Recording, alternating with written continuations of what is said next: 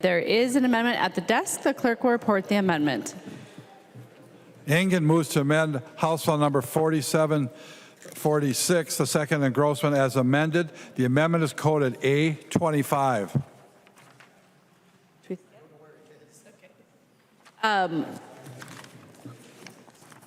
We'll just chill for a second, see if he's near. We're good at that. He can't withdraw if he's not here. Right, he's not here, yeah. Yeah, he can't withdraw it. Or somebody can carry it and pick it up. Hi, ma'am. Hi. Should I dispose of this amendment problem I created? I didn't realize he wasn't here.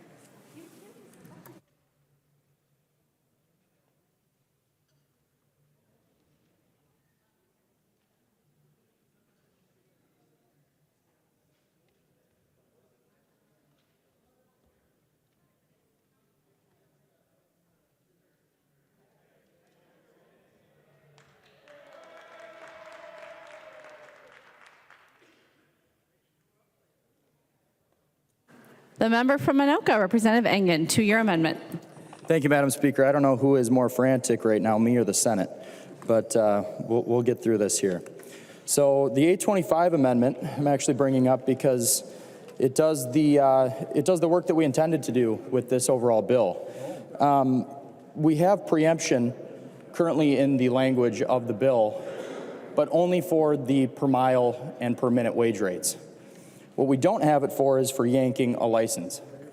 If a transportation network company doesn't, let's say, contract with one of these fraudulent organizations, well, then their license might be yanked. That's wrong. We shouldn't be telling a private business that they have to be contracting with fraudulent organizations. And if they don't, well, then we're just going to yank your license. So I would urge members to support the 825, and I would request a roll call, Madam Speaker. Roll call has been requested. Seeing 15 hands, there will be a roll call. Representative Engen. Thank you, Madam Speaker. Please vote green.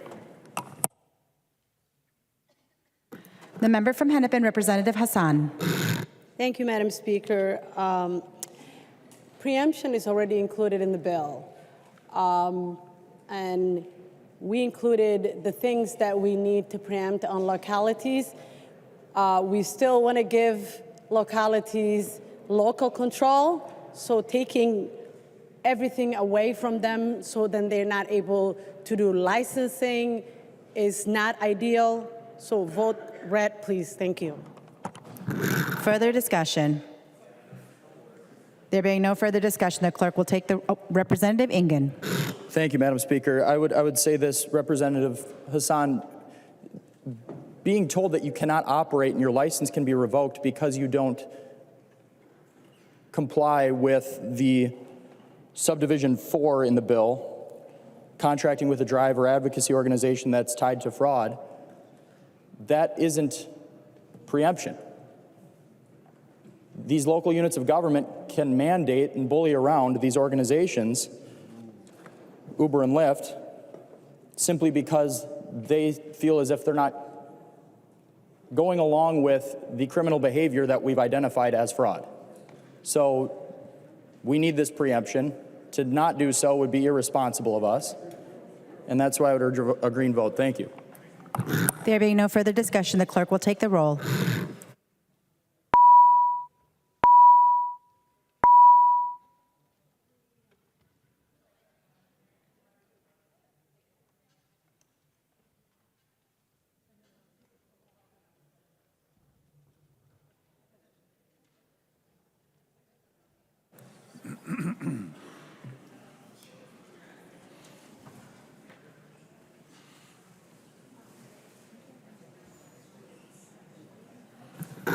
The chief clerk will call the names of the members voting remotely. Carol. Carol, no. Carol, no. The clerk will close the roll.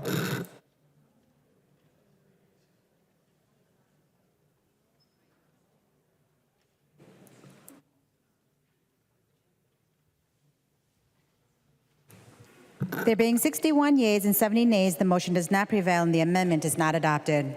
There's an amendment at the desk. The clerk will report the amendment. Schumacher moves to amend House Law Number 4746, the second engrossment as amended. The amendment is coded A27.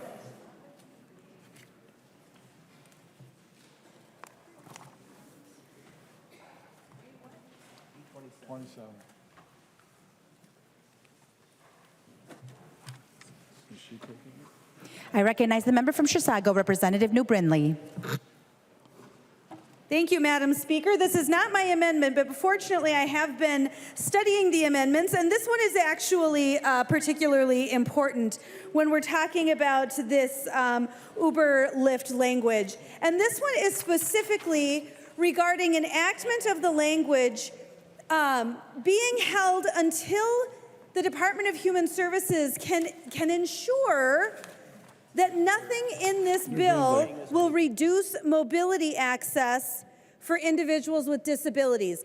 One thing we really discovered throughout this debate on Uber Lyft is that there are a lot of underserved people who really rely on these rideshare apps for very basic needs. And one of those groups is our disability community, who has a difficult time, perhaps they don't have the ability to drive themselves, or it doesn't make sense for them to own their own vehicles. Whatever the case may be, there's a large segment of our disability community that makes use of rideshare services in the state. And we need to make sure that nothing we do in the process of enacting language, enacting law, is going to hurt those communities. We need to make sure that nothing in this bill is going to impact access or reduce mobility for individuals with disabilities. And Madam Speaker, I'd request a roll call vote on this. Roll call has been requested. Seeing 15 hands, there will be a roll call. Thank you, Madam Speaker, and thank you, members, for supporting that roll call. And I would request a green vote.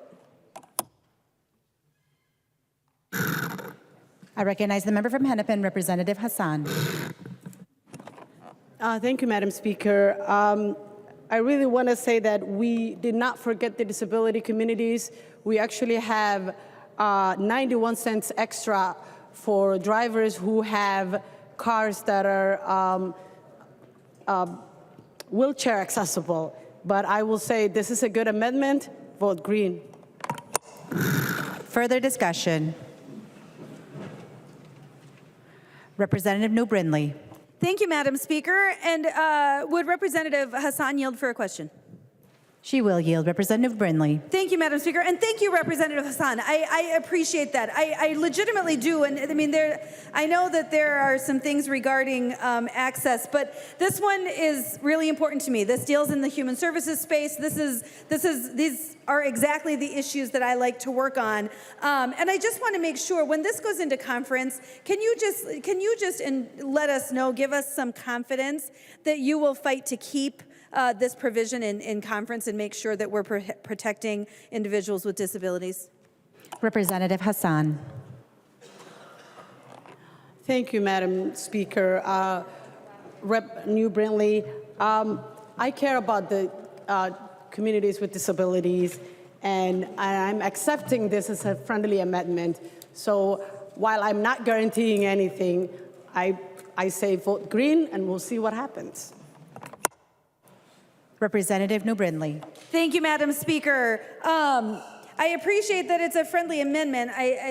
We'll see what happens is a little concerning. That doesn't give a ton of confidence that we'll actually try to make sure that we are protecting people with disabilities and the access they have to mobility, frankly. I wish we had a stronger answer, but I would appreciate a green vote, folks. Further discussion. There being no further discussion, the clerk will take the roll.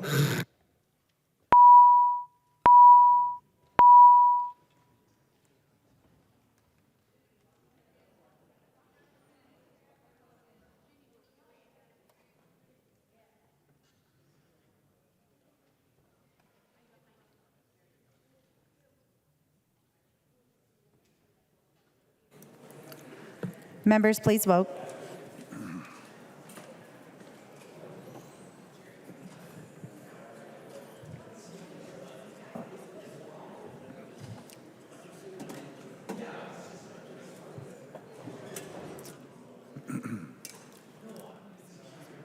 The chief clerk will call the names of the members voting remotely. Carol. Carol, I. Carol, I. The clerk will close the roll.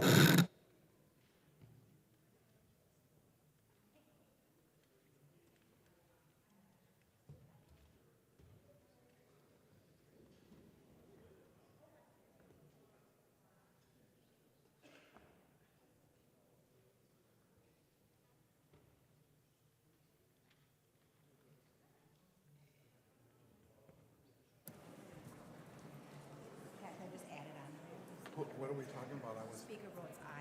Okay, say the speaker votes aye. No, record it. Speaker votes aye. Okay. So 131 did. There being 131 yeas and 0 nay, the motion prevails and the amendment is adopted. There's an amendment at the desk. The clerk will report the amendment.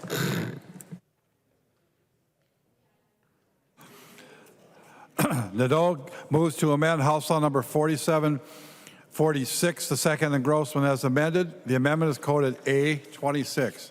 I recognize the member from Hennepin, Representative Nadeau. Thank you, Madam Speaker. And members, this is very similar to the one we just passed. This one protects transit-dependent people, those people that don't have cars. Once again, they could be people with disabilities that are trying to assess jobs or access jobs. And what it does is it ensures that the enactment date for this, the effective date, is there. It goes into effect so long as the commissioners from Health and Deed ensure that the impacts that this bill has is not going to reduce the ability for transit-dependent populations to access services. And I would hope we would have a green vote. Thank you, Madam Speaker. I recognize the member from Hennepin, Representative Noor. Thank you, Madam Speaker. Representative Doyle, I'll tell the body to vote yes on this amendment so we can move ahead. So thank you. Further discussion to the Nadeau amendment. I recognize the author of the amendment, Representative Nadeau. Vote green. Thank you. All those in favor say aye. Any opposed, nay. The motion prevails and the amendment is adopted. There's an amendment at the desk.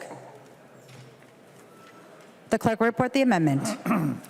Kresha moves to amend House File Number 4746, the second engrossment as amended. The amendment is coded A28.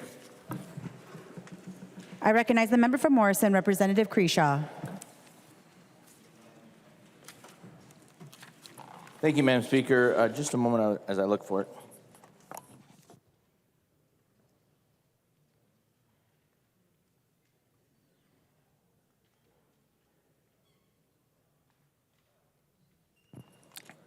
Madam Speaker, thank you. And members, we had a long discussion about ride sharing and the accessibility that's occurring for our students.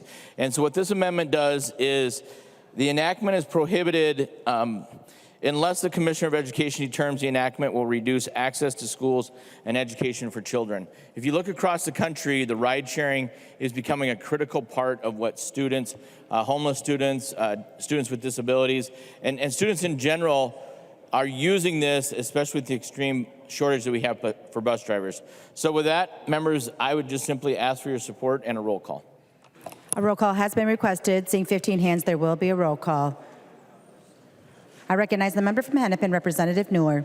Thank you, Madam Speaker. Please vote green. Further discussion to the Kresha amendment. Representative Kresha. Thank you, Madam Chair. It's a great amendment. The clerk will take the roll.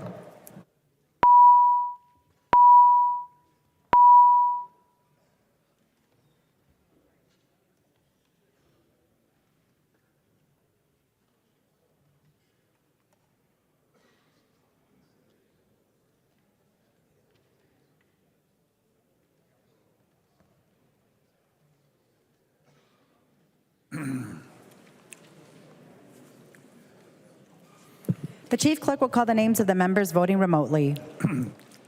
Carol. There you go. Carol, I. Carol, aye. The clerk will close the roll.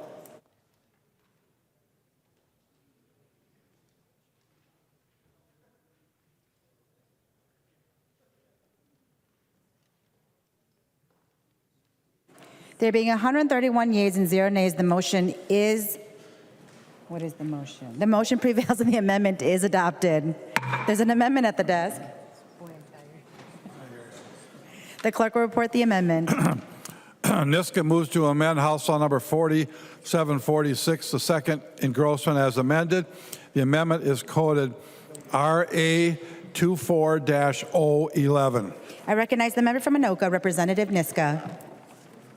Thank you, Madam Speaker and members. The RA 24011 amendment is just a kind of simple cross-reference amendment to make sure that we are appropriately allowing for enforcement of the non-discrimination provisions in the underlying bill. So if you look at the Hassan amendment that's now incorporated into the bill on page 15, there's a new provision of statute 181C.06 that prohibits discrimination and provides that there's protections for TNC drivers against discrimination on the basis of a number of the protected classifications that we also have in the Human Rights Act. And there are some cross-references from there to the Minnesota Human Rights Act, as well as providing for remedies that are also provided under the Human Rights Act through the Department of Human Rights. The confusion this creates is that the rest of the bill is enforced by the Department of Labor and Industry, the rest of this regulatory scheme. And so I thought it would be helpful to clarify in the Department of Human Rights the provision in 363A.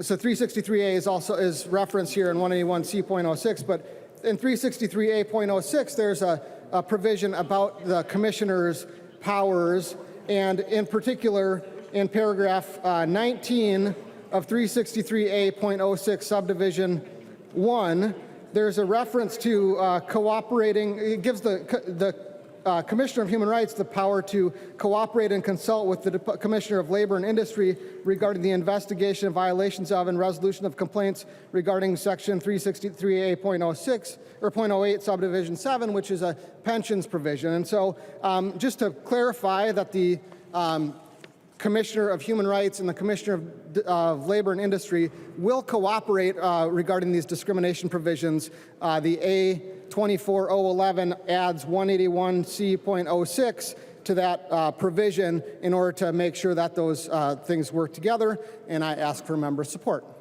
There's an amendment to the amendment. The clerk will report the amendment.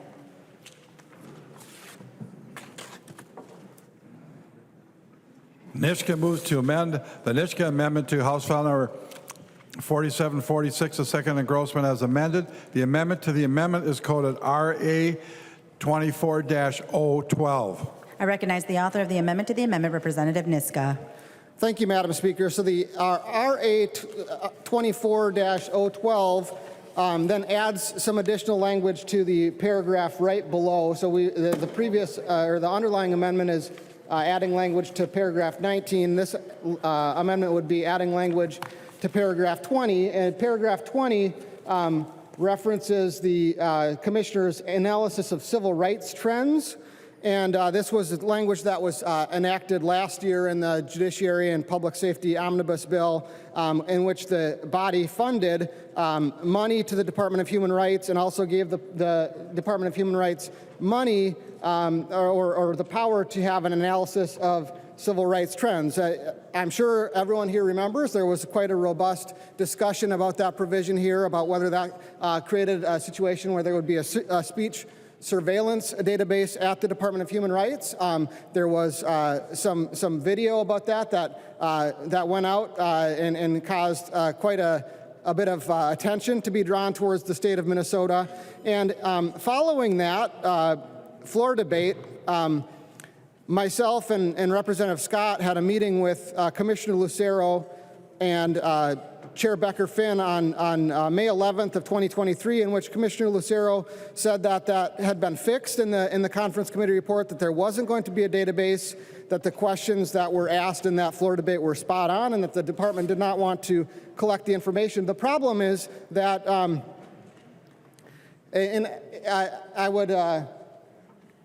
I would wonder if Representative Scott would yield if she's here. She will yield. Representative Niska. Thank you, Madam Speaker. And Representative Scott, I was wondering if you, I remember you being at that meeting with Commissioner Lucero and Chair Becker-Finn, and was wondering if you could share your recollection from that meeting. Representative Scott. Thank you, Madam Speaker. Representative Niska. Yeah, it was a very interesting meeting. I remember going over the governor's budget requests, and the governor's budget requests, he submits those, or the commissioners from each department submit those requests to the governor's office for what they think they'll need for the upcoming biennium. And there was a line item in there for this database, and so we were asking questions about that.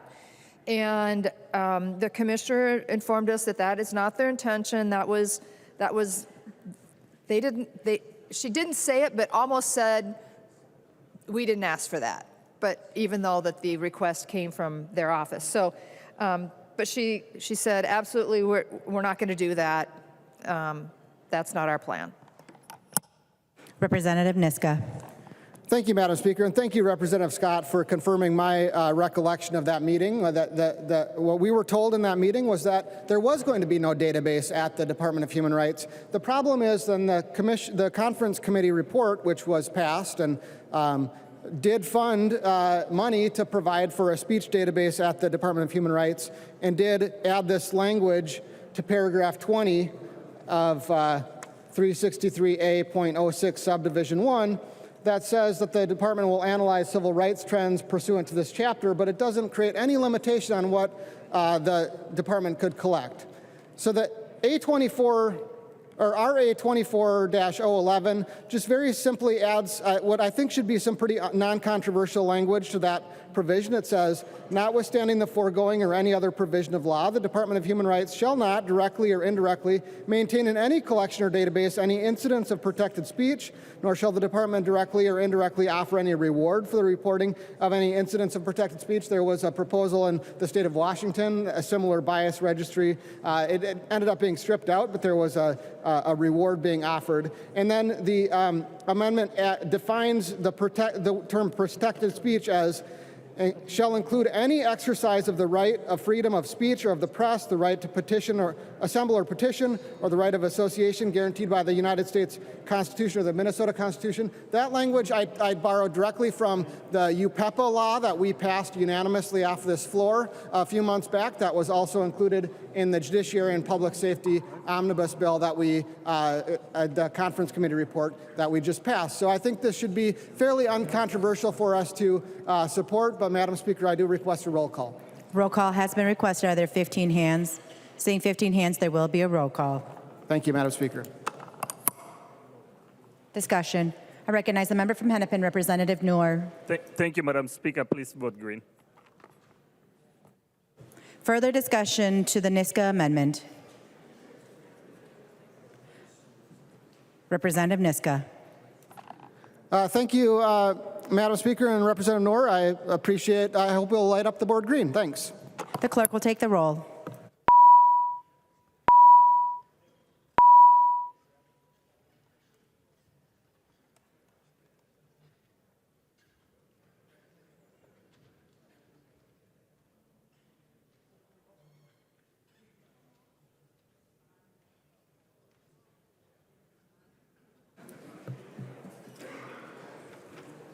The chief clerk will call the names of the members voting remotely.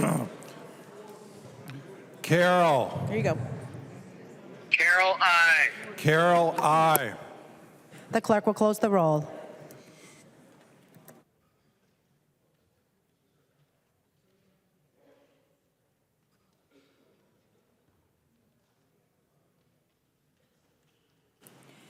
There being 131 yeas and 0 nays, the motion prevails and the amendment to the amendment is adopted. To the underlying amendment, Representative Niska. Thank you. I appreciate the all-green board. I hope that means we're also going to take the underlying amendment and fight for it in conference committee. Further discussion to the Niska amendment as amended. The member from Hennepin, Representative Noor. Thank you, Madam Speaker. Please vote yes. Further discussion. There being no further discussion, all those in favor say aye. Any opposed, nay. The motion prevails and the amendment as amended is adopted. There's an amendment at the desk. The clerk will report the amendment. Kresha moves to amend House File Number 4746, the second engrossment as amended. The amendment is coded RA 24-013. I recognize the member from Morrison, the author of the amendment, Representative Kresha. Thank you, Madam Speaker. And 1 second while I find that amendment.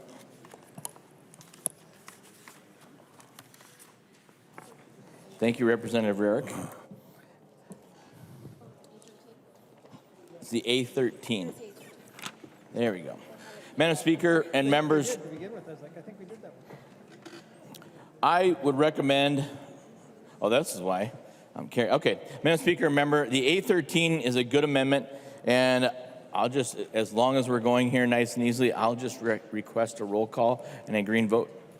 Roll call has been requested. Are there 15 hands? Seeing 15 hands, there will be a roll call. I recognize the member from Hennepin, Representative Noor. Please vote green. Further discussion. The clerk will take the roll.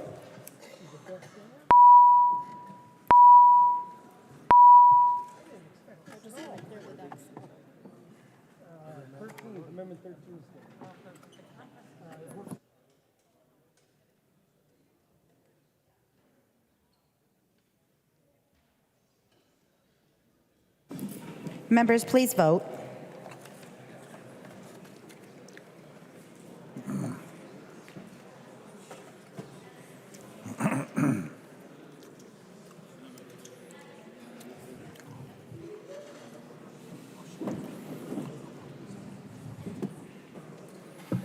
The chief clerk will call the names of the members voting remotely.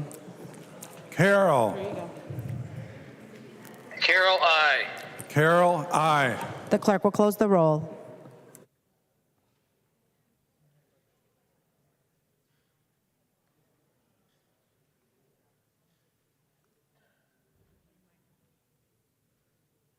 There being 127 yeas and 0 nays, the motion prevails and the amendment is adopted. There's an amendment at the desk. The clerk will report the amendment.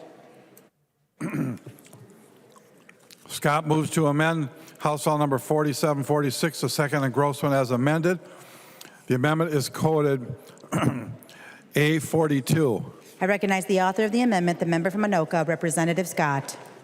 Thank you, Madam Speaker. What the A42 does is when we're talking in reference to the sections on this nonprofit on page 13, line 24, we're going to insert some language that says a board member or an employee of the driver advocacy organization, the nonprofit, contracted under this subdivision is prohibited from donating to a state legislator. And members, we've been doing some digging and we've found some information that is a little bit troubling. And so at the very least, a nonprofit in this capacity should not be donating to legislative campaigns. And I urge a member's support and ask for a roll call. Roll call has been requested. Seeing 15 hands, there will be a roll call. Discussion to the amendment. I recognize the member from Hennepin, Representative Noor. Please vote green. I recognize the member from Anoka, Representative Ingen. Thank you, Madam Speaker, and thank you, Representative Noor. I really appreciate the support for this amendment, especially because we found some really troubling things. So, yeah, let's just light the board up green. Appreciate it. Point of personal inquiry, Madam Speaker. State your point of personal inquiry. Madam Speaker, the Transportation Conference Committee has wrapped up, and this bill is in the Conference Committee. So I'm wondering how it is possible that we are going to pass a bill that has already passed a Conference Committee.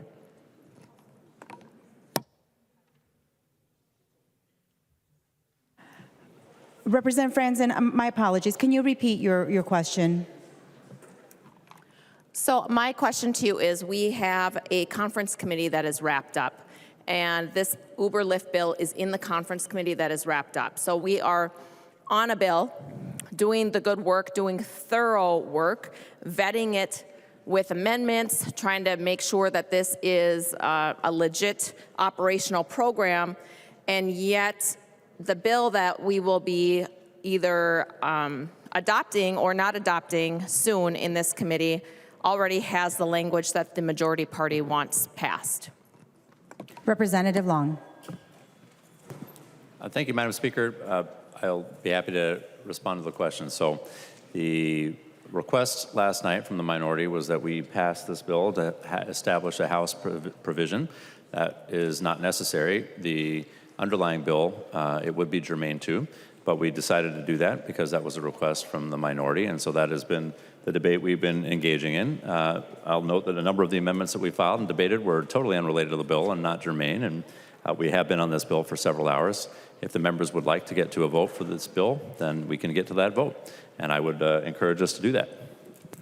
Representative Franzen, any follow-up?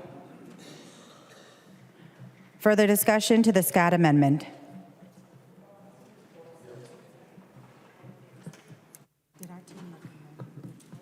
Oh, Nora already said no. Nora already said it. There being no further discussion, the clerk will take the roll.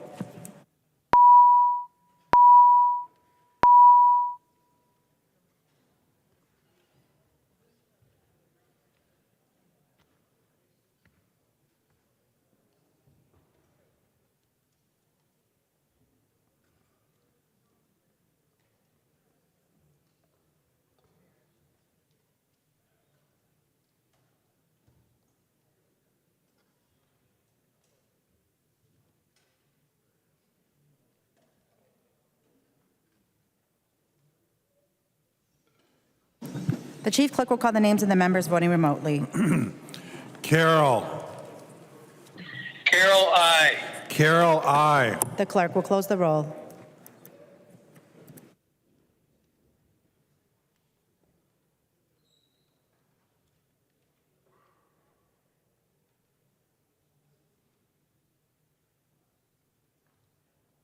There being 130 yeas and 0 nays, the motion prevails and the amendment is adopted. There's an amendment at the desk. The clerk will report the amendment. New Brindley moves to amend House Law number 4746 to second engrossment as amended. The amendment is coded RA 24-018. I recognize the author of the amendment, the member from Chisago, Representative New Brindley. Thank you, Madam Speaker. I'm waiting for it to pop up on the board to make sure I have the right one. 018. It's 018. That is correct, Representative Brindley. We are on the 018 amendment. Thank you, Madam Speaker. I just wanted to make sure I was on the right one. I appreciate that. So, members, this amendment would add an automatic inflator to the rates that are laid out in this underlying bill. I know, maybe a little odd that a Republican is suggesting an automatic inflator. However,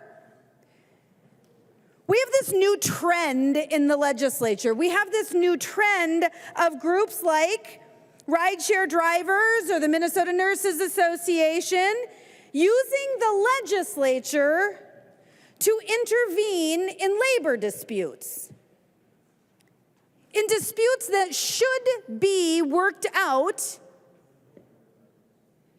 elsewhere.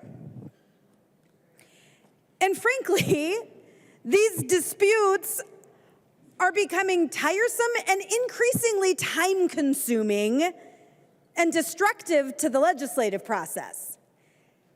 Yesterday, a single senator took this building hostage over a labor dispute. Madam Speaker. For what purpose do you rise? Mason's 124 personalities and debate and motives. Taking a senator taking hostage. Members, I'd like to remind us that we must not impugn the characters of members of the body. If we could confine our remarks. Thank you. Representative Brindley, you have the floor. Thank you, Madam Speaker. Once again, yesterday this building was shut down. The Senate took no action for most of the day. And frankly, the same thing happened last year. The exact same thing happened last year. A single senator disrupted the proceedings of the entire legislature over a labor dispute.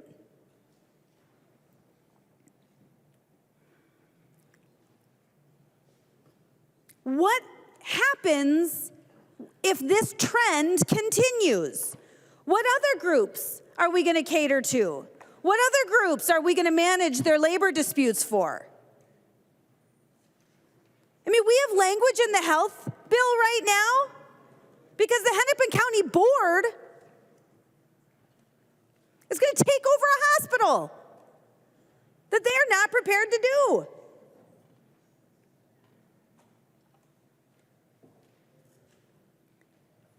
This idea that we have all of these groups who are getting more and more and more and more aggressive with using the legislative process to manage their labor disputes is incredibly problematic.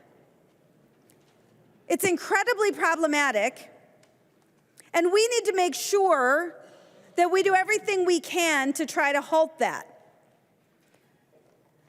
So the goal of this bill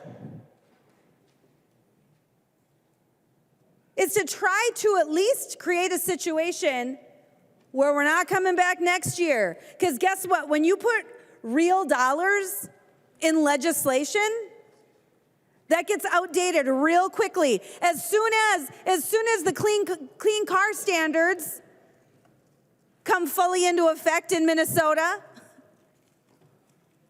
these real dollars become irrelevant very quickly, and here we are again. Year after year after year.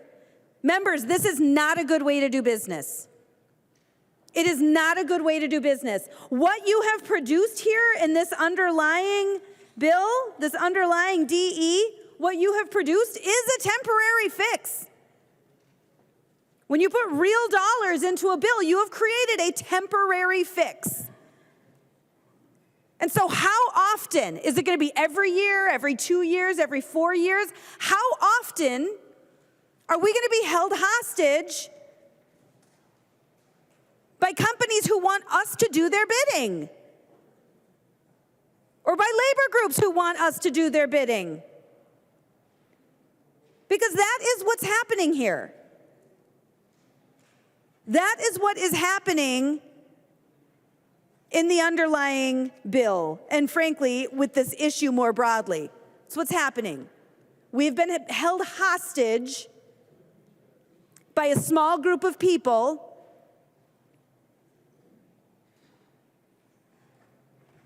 and here we are now, I can't see the clock very well, with how many hours left, and this is what we're doing. And this is what we're doing. Although, as Representative Franson pointed out, we're not actually vetting a bill right now, as it turns out. That's unfortunate. I do think there's some stuff that we should still get on the record, so it's a valuable conversation. We're not actually vetting a bill. The legislature, Democrats have completely bypassed the vetting process. We're not vetting this. Now we're just making points because the Democrats took the original bill and just dropped it into a conference committee. We didn't actually vet it. That's what we're doing now. So I love this little game we play now. Every vote, just vote green, just vote green, just vote green. Because it doesn't matter. We don't have to worry about stripping it out in conference. We don't have to worry about proper process. We don't have to worry about proper vetting. Doesn't matter. Because we've already dropped it into a conference bill. But Madam Speaker, I would like to be on the record for this at any rate. I'd like to request a roll call vote on this. A roll call has been requested. Seeing 15 hands, there will be a roll call. And I'll be honest, members, with this amendment, I'm not asking for a specific vote. Vote your conscience on this. Frankly, if you do want to prevent the legislature managing labor disputes every year between rideshare companies and their drivers, you might want to vote yes on this. Or you might want to vote yes on this if you think that rideshare drivers just should receive increases every year. I'm not sure how I'm going to vote, because in principle, it's I don't love actually forcing these mandates on companies, and I don't think it's the best way to do business. But frankly, we've abandoned the best way to do business. This is what we do now in the legislature. We manage labor disputes.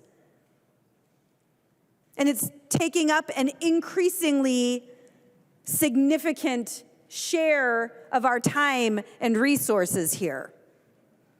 And it's nonsense. We got to figure out a way to make sure this doesn't happen. Discussion to the New Brindley Amendment. I recognize the member from Hennepin, Representative Hassan. Thank you, Madam Speaker. Vote green. Further discussion to the author of the amendment, Representative New Brindley. No further discussion. The clerk will take the roll.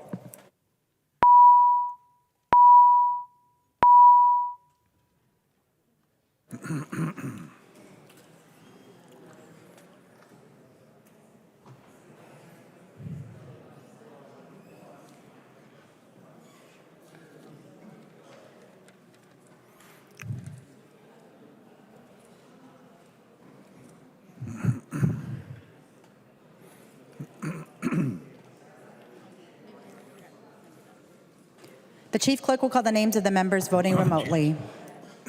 Carroll. Carroll, aye. Carroll, aye. The clerk will close the roll.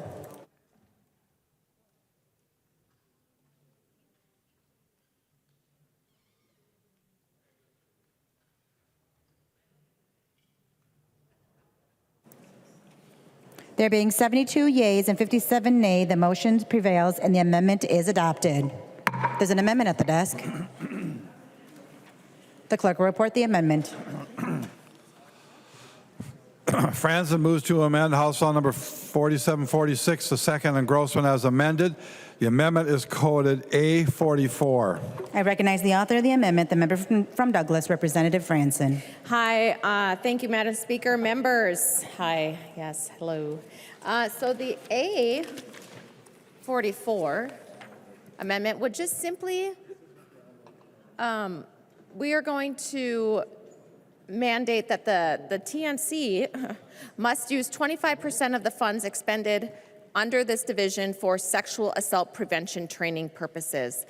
Madam Speaker and members, I was just doing a little search on the sexual assault, and wouldn't you know, 3 days ago, there is a law firm actually that is asking if anybody has been sexually assaulted by Uber and Lyft to contact them in order to solve some justice issues that they have had.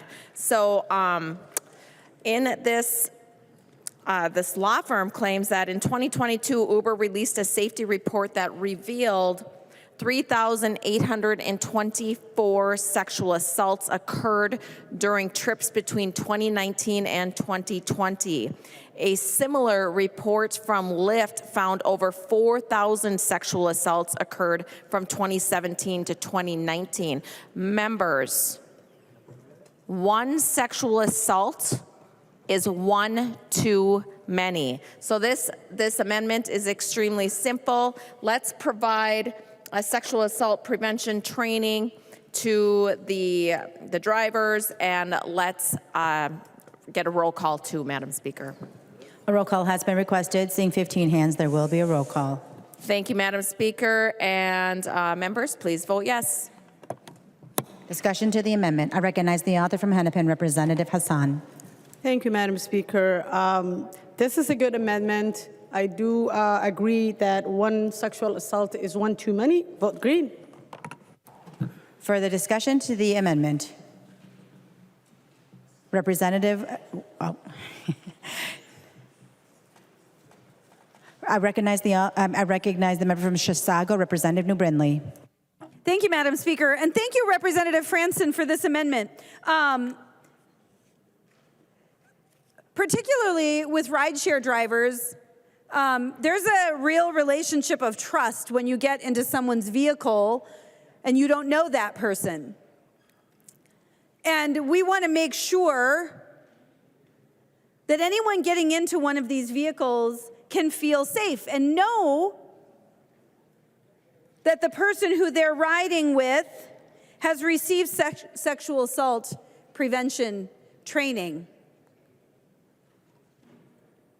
I can't imagine actually too many more important things that we could ensure happens. So I appreciate your thoughtfulness in making sure that this organization at least has some vetting, some standard, some important training that they provide, and not just an advocacy organization. They should actually do something that's going to help protect rideshare drivers as well. So thank you for the amendment, and I will certainly be voting yes on it. Further discussion to the Franson amendment. To the author of the amendment, the clerk will take the roll.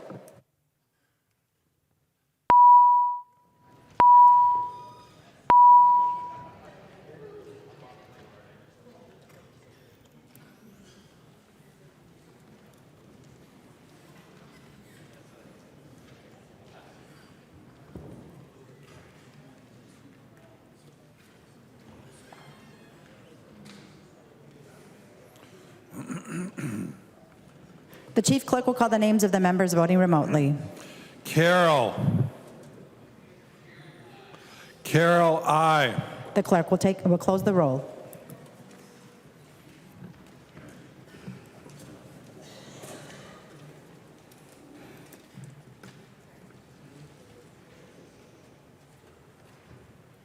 There being 124 yeas and 0 nays, the motion prevails and the amendment is adopted.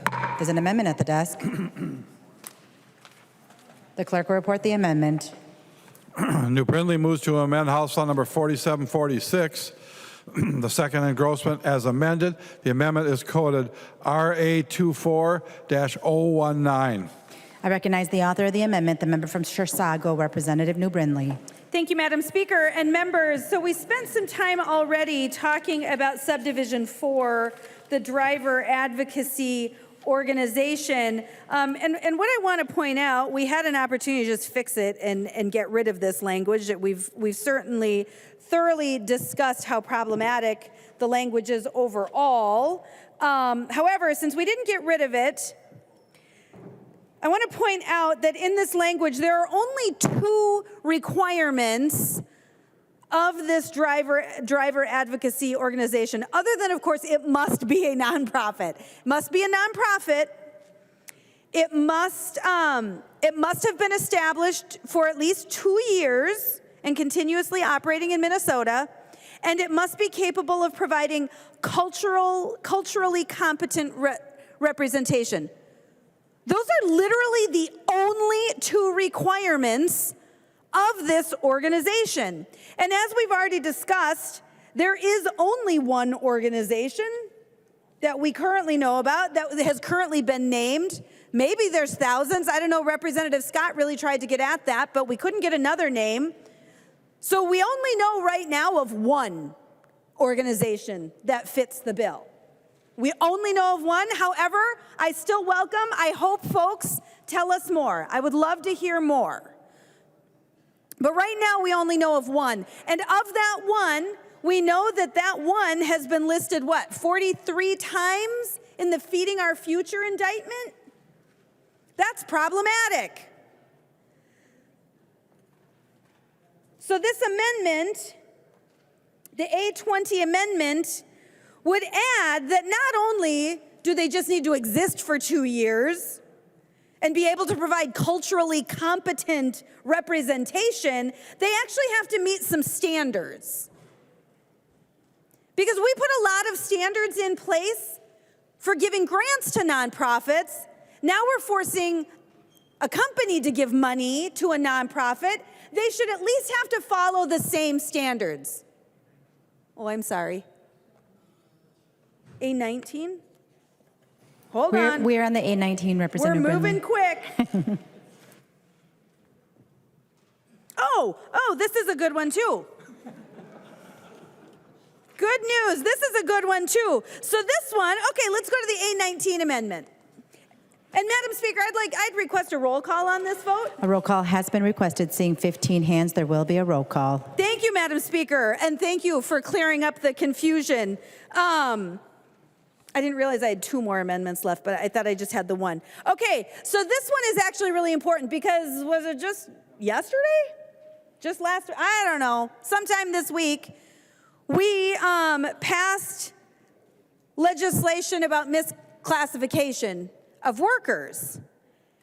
And that's been a real point of contention, particularly regarding rideshare drivers and the TNCs. This has been a real point of contention. And frankly, part of the problem is that these rideshare drivers still want all of the benefits of being an independent contractor, but they also want all the benefits of being an employee. And they just want us to intervene in their labor disputes. So what this amendment does, it ensures that for these rideshare drivers, since we are treating them differently, we are managing their labor disputes, they are not subject to misclassification. They're not subject to the new misclassification statute. We're treating them differently. We are handling their labor disputes, so they should be treated differently. We want to make sure that we all understand that these folks do not fall under misclassification. They will not be considered employees of rideshare companies. Thank you, Madam Speaker. I recognize the member from Hennepin, Representative Greenman. Thank you, Madam Speaker, and thank you, Representative New Brindley. It's no secret that the rideshare companies across the country have been pushing for just your language, just your amendment that codifies rideshare drivers as independent contractors, because they would prefer to have folks work for them and not pay the cost of employment. It's a sweet deal if you don't have to pay into the UI trust fund, if you don't have to pay overtime pay, if you don't have to follow discrimination laws, if you don't have to pay for earned, safe, and sick, paid family medical leave, or pay the share of taxes that you would have to pay if you had employees. In Minnesota, and as we talked about, we have 4 different tests. If you read the OLA's report, there's pretty good examples. And we have not had litigation yet to determine which classification they stand. And as we talked about, as Representative Garofalo talked about, maybe we could call that purgatory. But what this bill does is say that this chapter, this bill, shall not be construed to determine whether a TNC driver is an employee. And what that means is that it is the status quo of our current law. And the last thing I will say is, since we didn't have as full a robust a discussion as I or many of you would have wanted to have on every line of the 30-page my misclassification bill.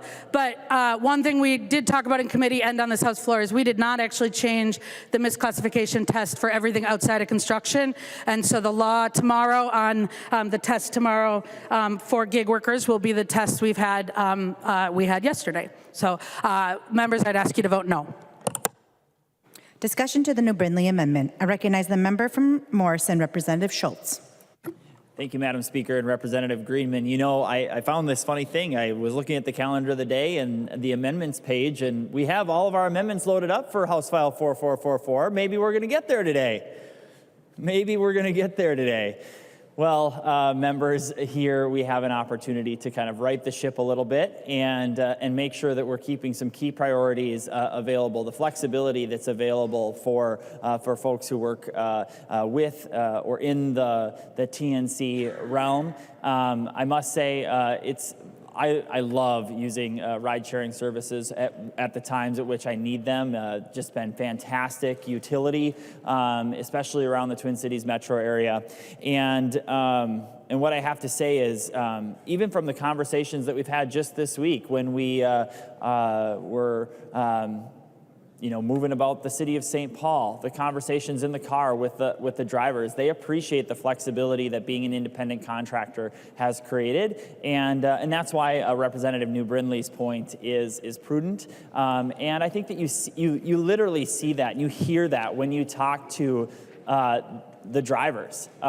We need to be as inclusive as possible of the range of voices that are heard within the driving community. It's not just one group of people in this, and we should take into account the people who, frankly, are out working right now and not sitting inside the halls of the Capitol today. We should take into account the people who want the flexibility and they want to be able to do this work. And frankly, I think that Representative New Brindley's amendment here would help us, would help get us to a place of a little bit more workability in general on this topic. Being an independent contractor helps each of those people be more flexible with the needs of their family, with the needs of their schedule, whatever other work responsibilities and engagements they may have. I think that's one of the greatest utilities that's found in being one of these drivers, and something that I certainly appreciate. I think that at some point in the future, should Uber and Lyft remain in Minnesota, I might give it a stab myself, and I have friends of mine who are also considering joining the force of drivers in Minnesota. So that's why I think that we should stick with and work with this New Brindley amendment to this bill today. In addition to the earlier conversations had about the A31 amendment that was mentioned earlier, and the concern of the engagement of one specific nonprofit organization too. I think that some of these same principles apply the same on this conversation. And I'm just gonna, I didn't speak on the A31 amendment, but let me just say, we are literally repeating the exact same mistake that has resulted in a giant dig north of the state office building. The exact same mistake, the exact same intentional mistake. Whether it was last year, but I think it was actually 2 years ago when the DFL House majority moved to expand the state office building and waste north of $500 million and maybe up to $730 million on a grotesque expansion of the state office building. What the DFL majority did at that time was they put these very specific specifications around the exact parcel of land, on the exact geographic location, on the exact dates at which said structure had been built, to the point where the DFL House majority couldn't even include fixes to our own parking garage. But you know what we could do? We could open up the checkbook and create a $730 million monstrosity of a palace for politicians. Point of order. State your point of order. Masons 101, Madam Speaker, debate should be confined to the matter before the body. I'm not sure what Representative Schultz is going on about, but it definitely doesn't have to do with misclassification of workers. Representative Schultz, if you could tie your argument of a building across the street to the topic at hand, please do so, and you still have the floor. Gladly. Thank you, Madam Speaker. Point of order. State your point of order. Thank you, Madam Speaker. Under Mason Section 80, the purpose of debate, Number one, the exchange of thought is through debate. Each member has the right to present his thoughts, her thoughts, and opinions and to argue and attempt to convince the other members of the group. So go along with your latitude and make your argument and your debate. Representative Kresha, I would be the one to state that, as I am the presiding officer, not you. So I will give Representative Schultz the floor back. Thank you. Thank you, Madam Speaker. What we're working with here is a lot of unintended consequences of the language that we put inside of bills. And to the point that has been made by members of the Republican side of the aisle who are trying to avoid unintended consequences that could be very, very damaging to the state of Minnesota, to the availability for rideshare services, in addition to the concern over fraud, waste, and abuse. We need to adopt language like Representative New Brindley has before us. And as much as my friend Representative Hollins wants to think that this is directly about worker misclassification, what we're trying to do here is ensure that we are talking about independent contractors. Though I'm sure we would love a hearty debate on House File 4444 and allow for Representative Greenman's true time in the sun. But to get back to the point where we have a bill before us that would create a very narrow lens over a specific nonprofit, we need to make sure that we're avoiding the unintended consequences of language like this, because it is very similar. The language of this underlying bill is so similar to the grotesque palace for politicians. But please support Representative New Brindley's A19 amendment, or RA24-019 amendment. Thank you, Representative New Brindley. I recognize the member from Douglas, Representative Franson. Thank you, Madam Speaker and members. Representative New, I am really liking your amendment here. Members, independent contractors. Did you know that the IRS has a definition of an independent contractor? It says that the general rule is that an individual is an independent contractor if the payer has the right to control or direct only the result of work and not what will be done and how it will be done. Members, if a rider or driver of a rideshare program does not like the terms of the employment, the terms of the contract or the terms of the job, doesn't like to set their own hours, members, you are free, they are free to find another job, another rideshare program. I guess as of May 16th, NPR reported that a brand new rideshare app arrived in Minnesota. WIDS. I think that's how we pronounce it. WIDS launches. This amendment is extremely important. Members, we do not need the heavy-handed hand of government coming to save us each and every time. Or in this case, right now, you know who's running this place? The majority rule right now, it's coming from Minneapolis and one senator. So Minneapolis and one senator is driving this bill. Let me say that again. It is not organic. The legislative process was kind of hijacked yesterday. Minneapolis and one senator. That's who's controlling this. That's who's controlling this.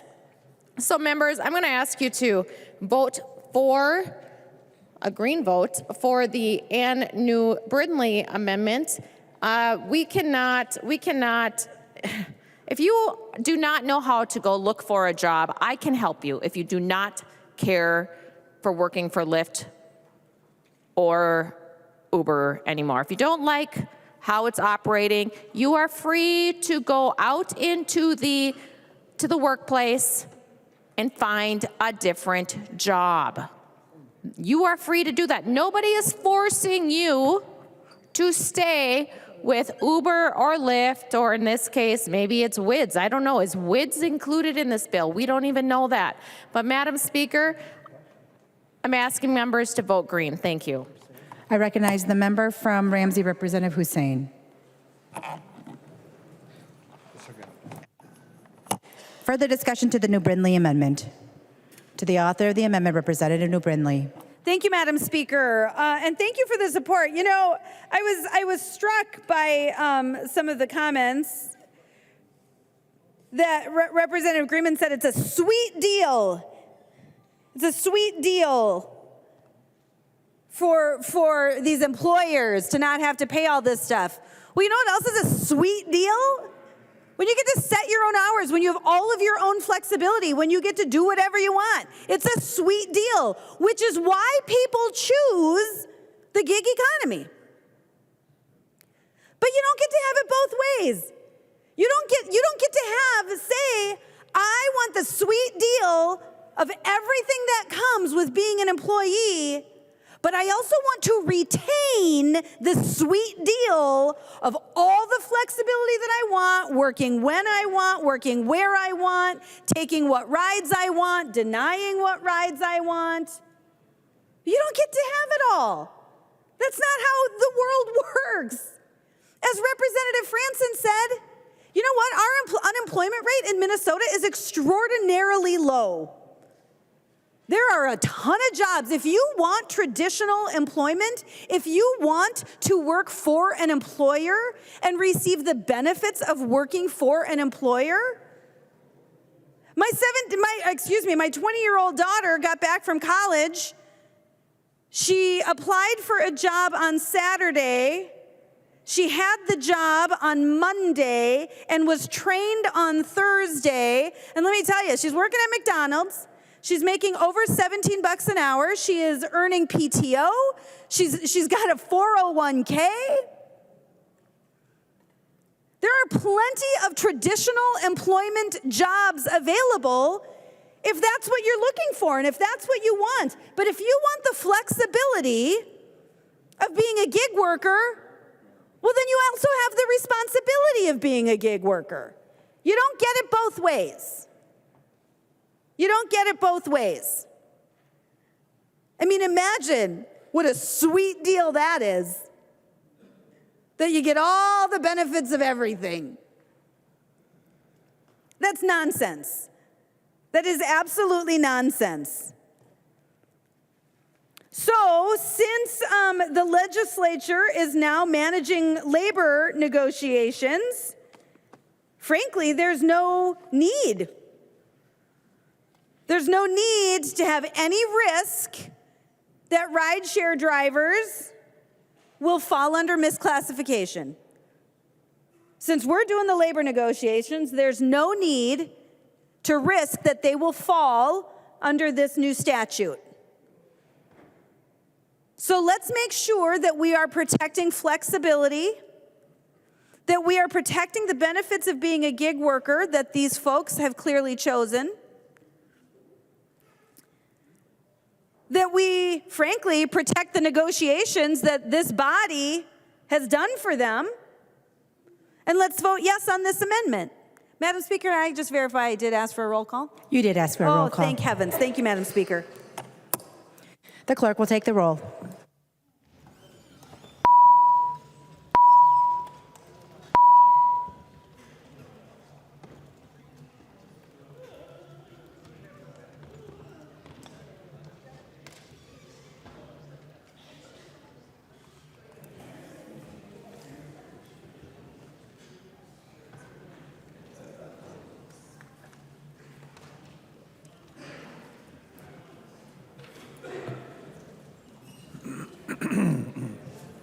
Representative Greenman, since you spoke in the bill, did you want to vote too? The chief clerk will call the names of the members voting remotely. Carroll. Carroll, no. Carroll, no. The clerk will take the roll. The clerk will close the roll.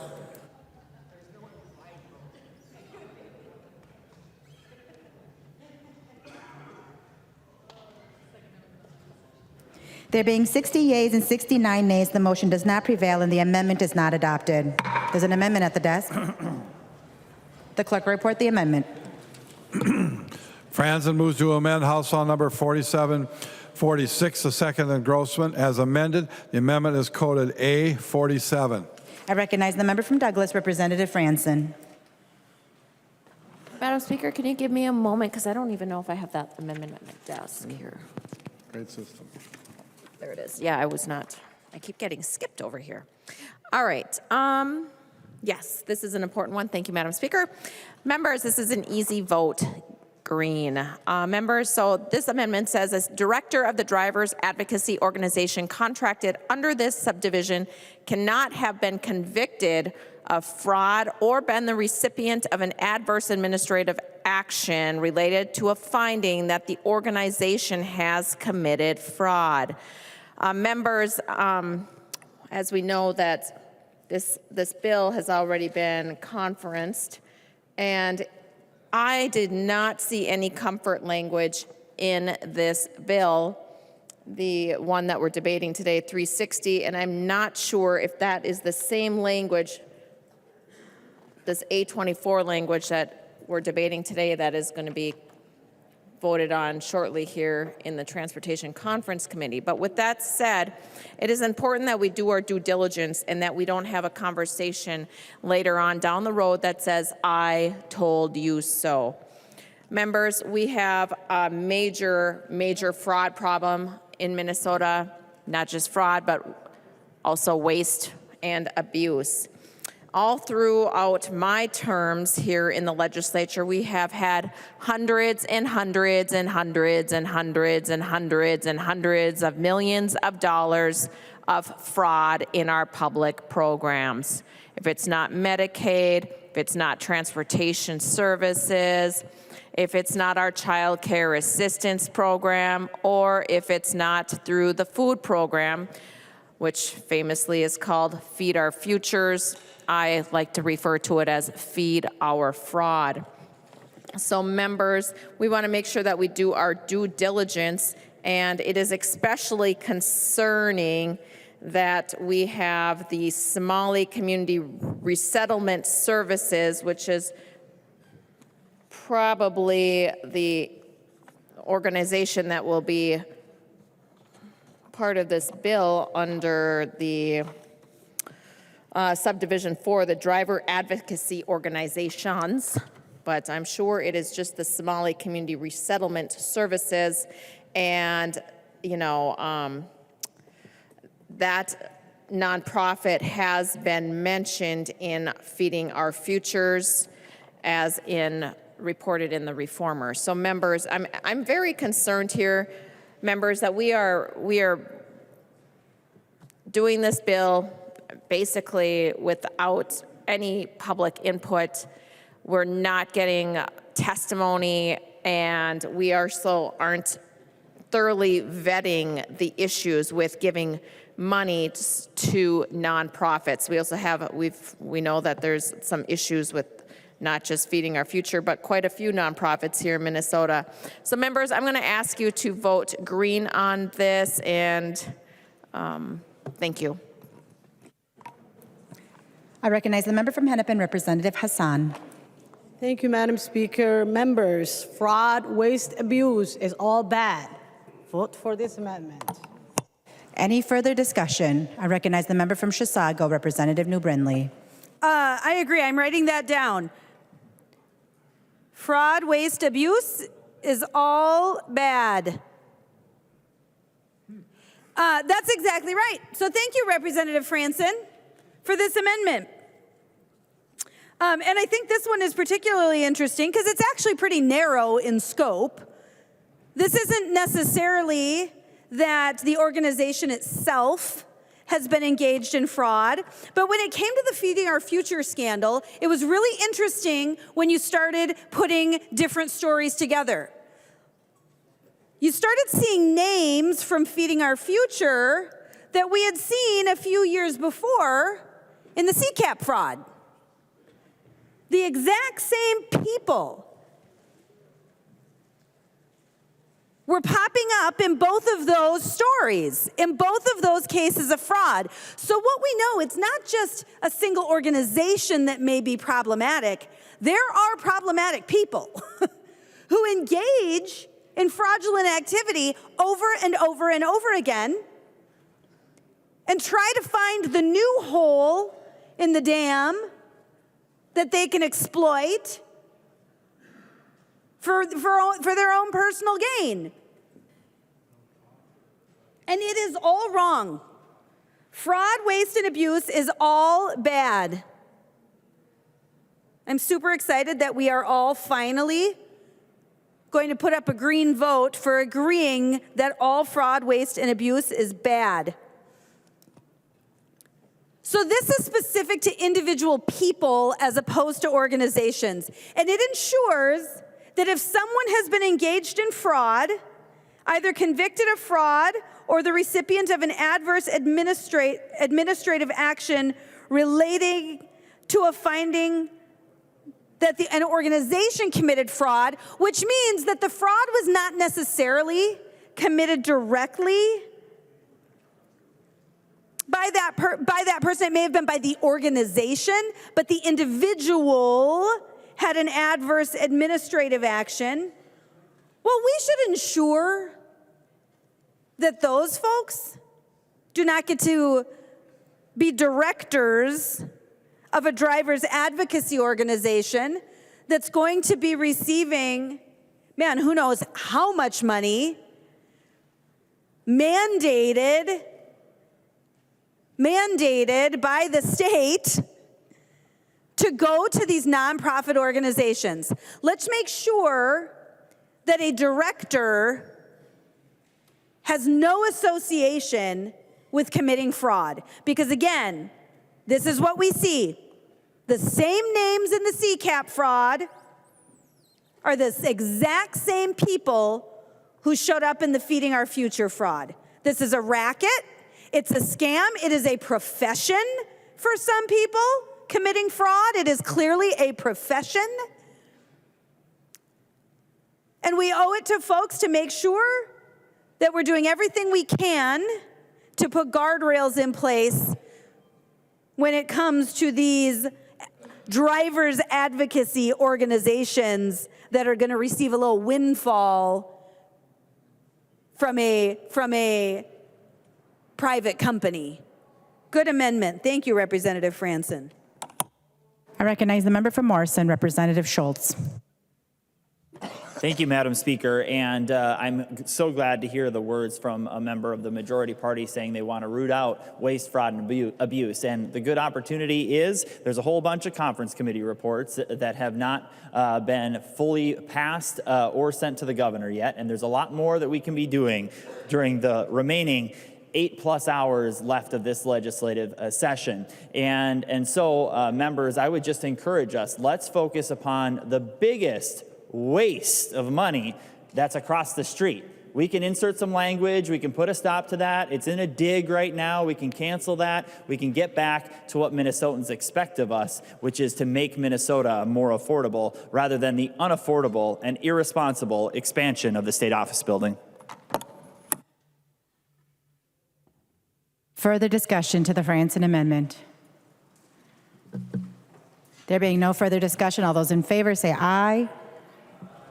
Oh, apologies, Representative Franson. To the author of the amendment, Representative Franson. Thank you, Madam Speaker. And I'd like a roll call too, please, Madam Speaker. A roll call has been requested. Seeing either 15 hands, seeing 15 hands, there will be a roll call.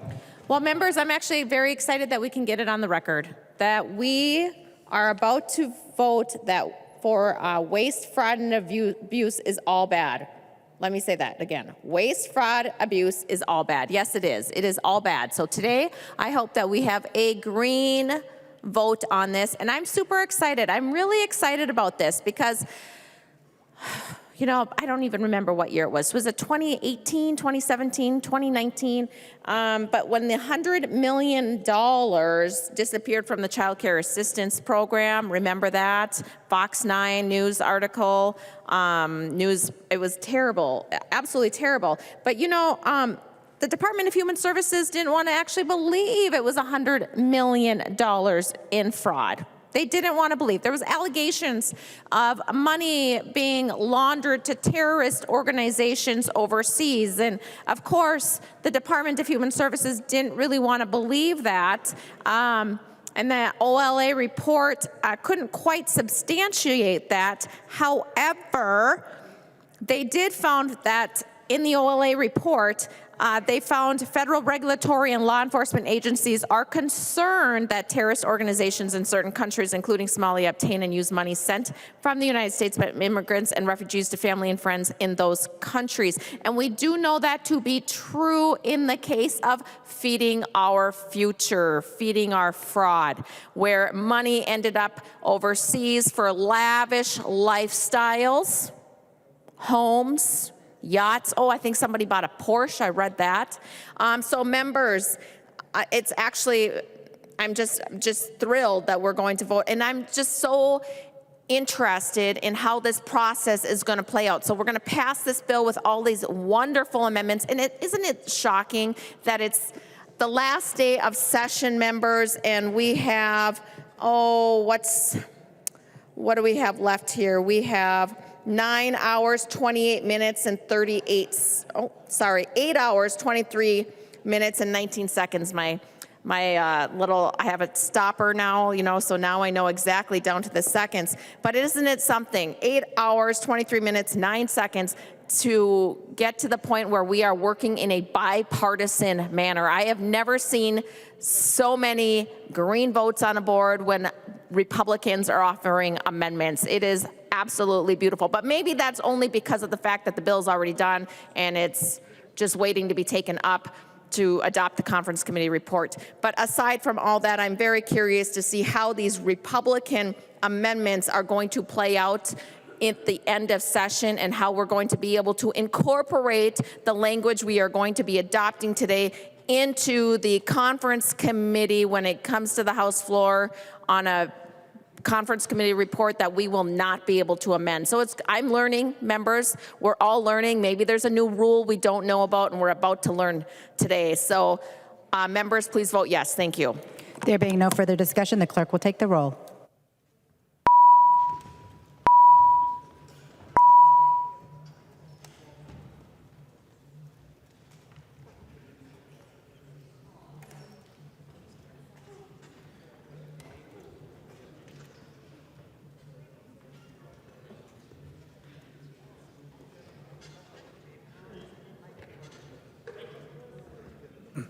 The chief clerk will call the names of the members voting remotely. Carroll. Carroll, aye. Carroll, aye. The clerk will close the roll.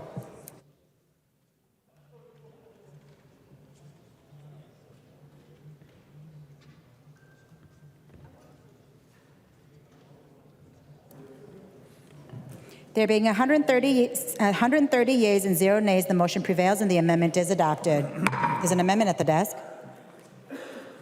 The clerk will report the amendment. Joy moves to amend House Bill number 4746, the second engrossment as amended. The amendment is coded RA 24-017. I recognize the author of the amendment, the member from Clay, Representative Joy. Thank you, Madam Speaker. This amendment is a friendly amendment, and it looks like with the way the board is, we're winning right now. They're actually going with this, so I wonder what's going on. What this amendment will do is take the fees that they negotiated, the great fees, and take it from 2027 to 2035 and just keep them locked in. So we don't have to sit on this floor, debate this over the next 10 years. It just continues the rate in. Otherwise, we're going to sit here every year, have to renegotiate.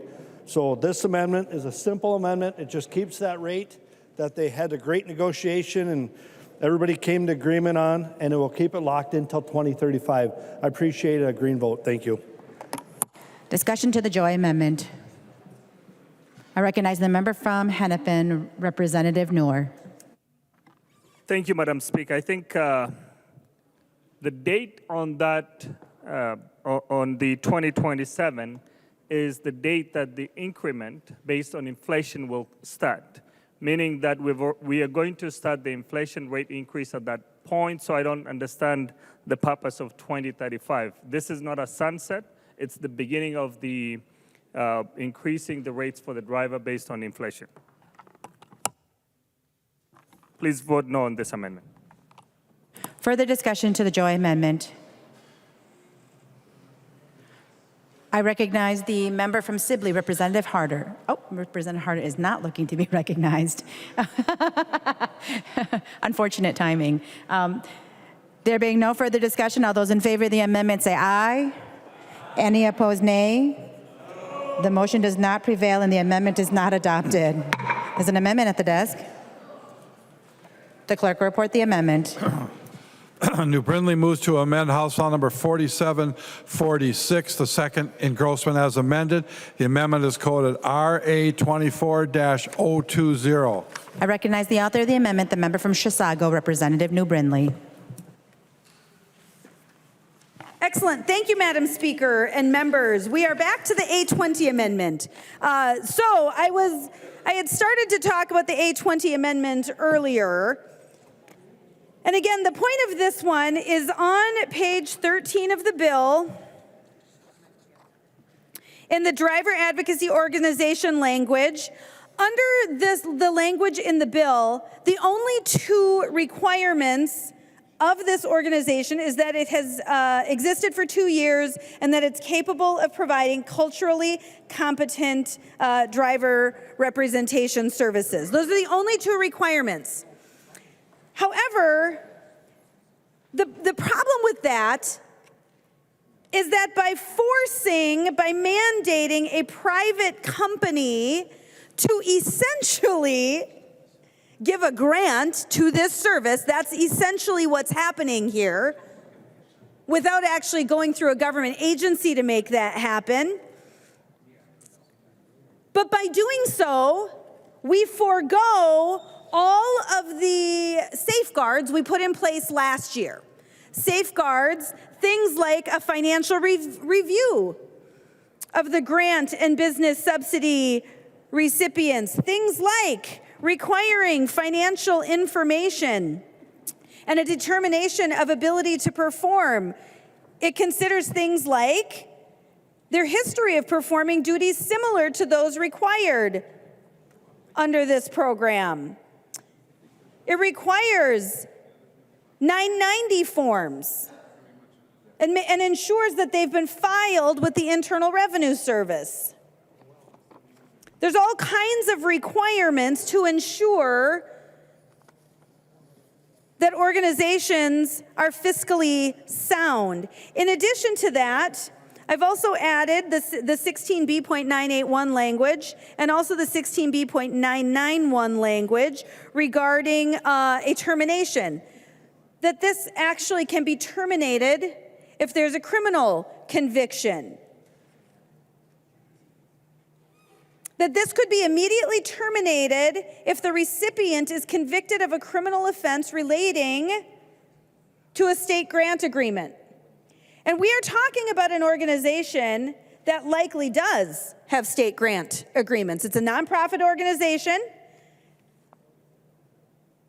So if they're convicted of a criminal offense relating to a state grant agreement, these rideshare companies should have the ability to terminate these relationships, these contracts. This is the safety language that Democrats came up with last year to ensure fiscal responsibility and good management of these organizations. We should have those same safeguards in this bill. Madam Speaker, I would request a roll call and a green vote on the amendment. A roll call has been requested. I do not see 15 hands. There are 15 hands. There will be a roll call. Discussion on the amendment. I recognize the member from Hennepin, Representative Noor. Thank you, Madam Speaker. Please vote green. Further discussion to the New Brindley A20 amendment. To the author of the amendment, Representative New Brindley. Nope, the clerk will take the roll.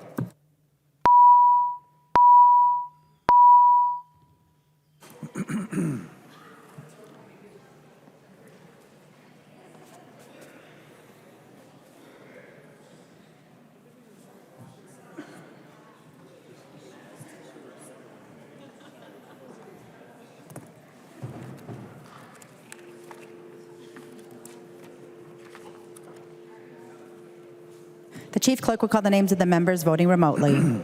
Carol. Carol, I. Carol, I. The clerk will close the roll.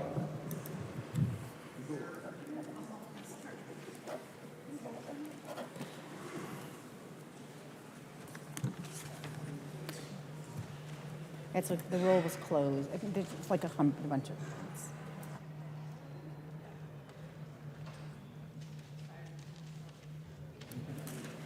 There being 126 yeas and 0 nays, the motion prevails and the amendment is adopted. There are no further amendments at the desk. The clerk will give this bill its third reading. Third reading, House File Number 4746, as amended. Third reading. I recognize the member from Hennepin, Representative Noor. Thank you, Madam Speaker.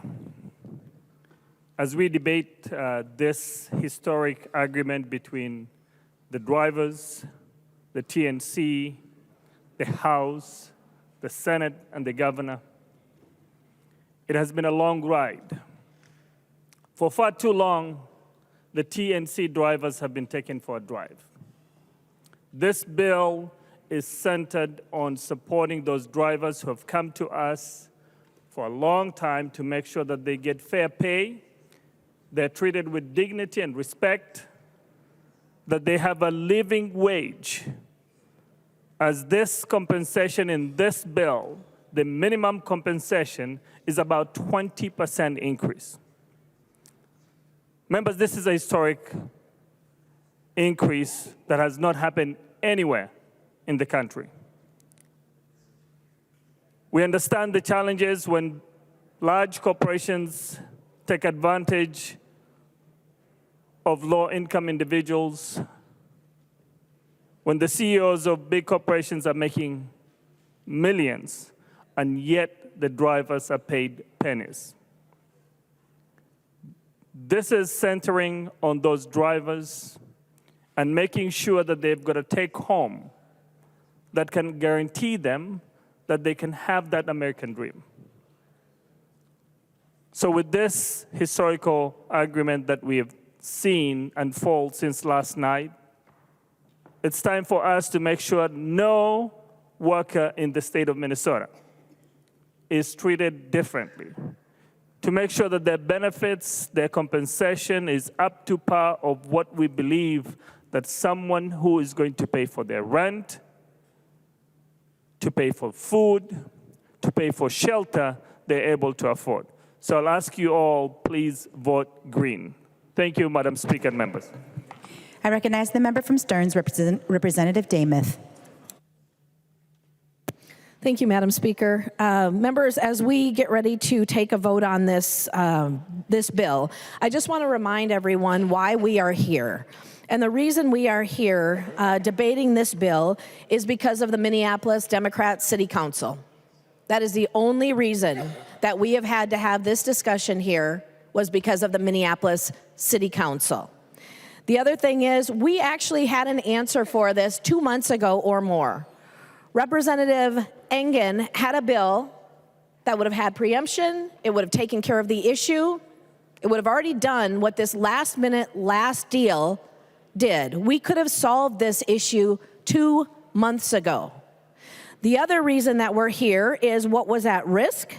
Minneapolis, the city council, was at risk of canceling 400,000 rides per week, and they had at risk $400,000 per day of earnings. That was what was at risk. We know that there's been a conference committee that was already wrapped, that was going to have this information in it. And as we heard from the majority leader just a little while ago, the only reason we are going through the motions of hearing this bill in the House is to prevent a question and a fight on rules. Well, members in the House of Representatives, regardless of the time and the lateness of when things actually come to us, I still think the rules should be followed. If you take out your yellow rules book, I just want to remind you of why it was important to actually hear this bill. Rule 6.4 It says a conference committee report must include only subject matter contained in the House or Senate versions of the bill for which the conference committee was appointed, or like subject matter contained. That means, members, that there had to have been a bill heard in the House or Senate before we could just airdrop it right into a conference committee. And that is what we were doing. Well, we were getting started on this bill. That conference committee met, and we found out while we were still debating it, so there is no bill yet. They wrapped that conference committee with these provisions. But Madam Speaker, would Representative Petersburg yield for a question? He will yield. Representative Demuth. Thank you, Madam Speaker. Representative Petersburg, I understand that you served on the conference committee in which this provision was dropped in. Is that correct? Representative Petersburg. That is correct. Thank you. Madam Speaker, if Representative Petersburg would yield again. He will yield. Representative Demuth. Thank you, Madam Speaker. Representative Petersburg, thank you for your work and your diligence on this. I appreciate the effort that you have made. We just in this body approved 12 amendments to this bill. Representative Petersburg, were all 12 of those amendments already included in the bill that has been airdropped into the conference committee report? Representative Petersburg. Thank you for that question, Madam Speaker, and for Minority Leader. No, they were not. We had one amendment that we'd already passed and had accepted before the conference committee met. And I had inquired about whether or not should we at least include that, since we know it had already been passed. And the debate was no, because conference committees can take it out whenever they want. But I said, but that's after the bill is actually get in place. Now, I've been in the minority for experience 8 years, 4 years in the majority, and it's true that the majority has the votes to do whatever they want. And so the minority really doesn't have an awful lot of work. But what we've always been able to rely on as a minority is the process. The process is what really delves into what we can and cannot do. And this is one of the examples in which if we had taken the bill as if it had been passed here, the way it would have been passed here, and then taken all that stuff out in conference, that would have been correct. But in this case, there was an assumption to take it as if we didn't. They didn't even offer a DE that would have had it all in place as well. Instead, they just outvoted me. So it was 8-1 against me, and actually including any of these amendments that were approved. Representative Demuth. Thank you, Madam Speaker. Representative Petersburg, thank you for telling us exactly what took place in that conference committee. And this is absolutely disingenuous. We were told that the only reason we had to hear this bill was just to satisfy the minority, so they wouldn't give us a hard time in the question on if this was actually following proper House rules. This was not a serious process, yet it is a very serious bill. There were 12 amendments that this body, almost unanimously, just approved to be added to this bill. But as you heard from one of the conferees, those amendments did not matter. The work that we do in this place does not matter. You can do whatever you want when you're in the majority, but you have to follow the process. Like I said, we could have had this issue handled weeks ago. It didn't have to wait for the very last hours. It needed a full debate. Clearly, there are some very definite concerns with some of the provisions that are in here. And I understand when process is avoided and deals are made and not everyone is included. But is it the right thing for Minnesota? Saving Uber and Lyft is the right thing for Minnesota. The way that it was done and what is included in here has some definite concerns. It was not the right process. I know we're going to vote on this, but yet I have to wonder, when that conference committee comes up before us, I think we will have a long debate whether or not we would accept that conference committee because of the process and the way that it was done. This is incredibly frustrating that we had to do this just to satisfy the minority, but yet the majority didn't think to take it seriously. Members, vote your conscience on this. Vote whichever way you want, because we'll have an opportunity to vote on the process in just a little bit. Thank you, Madam Speaker. The member from Hennepin, the author of the bill, Representative Hassan. Thank you, Madam Speaker. Thank you, members, for the debate. A lot has been said, some accurate statements, some very inaccurate statements, and we have focused on the wrong thing about this bill. We've been talking about feeding our future and fraud and waste and abuse, and this has nothing to do with this bill. This bill is about protection for workers. It's about fair pay. It's about making sure that our workers are not exploited. I want to thank the drivers for being here the second year in a row. Thank you. Your advocacy and tenacity is why we're here today. I also want to thank our nonpartisan staff, Martha James and Mary Davis, who have maybe worked on this bill on many, many hours, and also, I don't know what the number is, but printed many, many versions of this bill. I also want to give my biggest gratitude to Paul Cumming, who without him, this bill would not have been possible.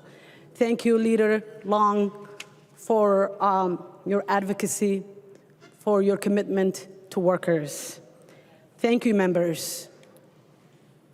This bill is about fair wages, protection for workers, and striking balance between drivers and TNC companies. This bill is about making sure that everyone has a bite of the apple. It's a compromise between all stakeholders. I think that for the last maybe few weeks, we have heard from all members in here, whichever side of the aisle you're at, that we should not let Uber and Lyft leave the state of Minnesota because it's a crucial service that our communities need. Our communities people in the disability community use this. Our elders use this. Even, these days, young people, students are using it when they miss the bus.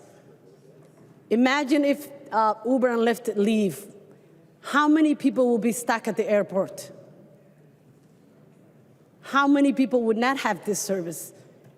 How many people will not be able to get groceries? How many people will not be able to do what they need to do? I am very proud of the work that we have done on this bill. I'm hearing that, the proper channels have not been followed. This bill we didn't do the work. Well, guess what? We did do the work. This bill went through the committee process. We have taken amendments. We have debated this bill. We've talked about it. We have brought every stakeholder at the table so we can strike a balance, and that is what we did. It's a pretty damn good bill. Vote green. The clerk will take the roll on the bill.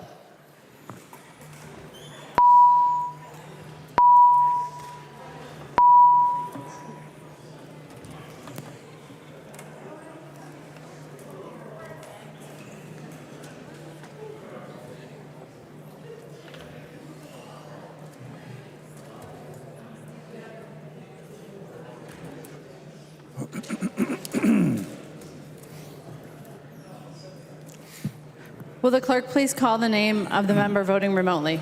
Carroll. Carroll, aye. Carroll, aye.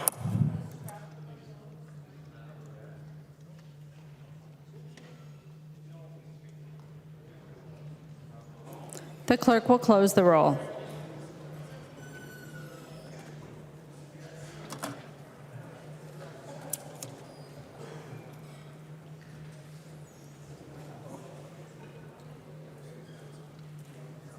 There being 71 ayes and 59 nays, the bill is passed as amended and its title agreed to. Messages from the Senate. Message from the Senate. Madam Speaker, I hereby announce the passage by the Senate of the following House file herewith returned as amended by the Senate, in which amendments to concurrence of the House is respectfully requested. House file number 4738, an act relating to health, establishing an Office of Emergency Medical Services. Message is signed Thomas S. Bodern, Secretary of the Senate. Huot moves that the House concur in the Senate amendments to House File Number 4738 and that the bill be repassed as amended by the Senate. The member from Dakota, Representative Huot. Madam Speaker, that is my motion. All those in favor of the motion to concur, please say aye. Those opposed, please say no. The motion prevails. The clerk will give the bill its third reading as amended by the Senate. Third reading, House File Number 4738 as amended by the Senate. Third reading as amended by the Senate. Discussion to the bill. Representative Huot, to the bill. Thank you, Madam Speaker, and I want to thank the members of the House. Representative Backer, you pushed me a little bit farther on this, and we're able to return the bill with a little bit of package inside that'll benefit more rural ambulance services. We were able to find some money for it. So I want to thank Representative Backer for pushing us on this, and I'm real happy with it. I think many of you on the other side of the aisle will be happy with it because it goes to your services. So I don't want to delay this. I don't want to sit here and talk about this. I do want to give you a fact that all of you should be aware of. This last year, for the first time in over 20 years, Minnesota's highway traffic deaths increased. We don't know if this is part of the problem, but it's definitely the solution. Madam Speaker, thank you. Discussion to the bill. The member from Traverse, Representative Backer. Thank you, Madam Speaker and members. There are good things in this bill. I have shared several EMS stories over the years, and I have 29 years of stories. I won't share you one today, but first of all, there is very good policy that we put in this bill. Representative Huot and I worked on the policy in giving flexibility for services, especially volunteer services in greater Minnesota. Those like the one that I have served on for 29 years.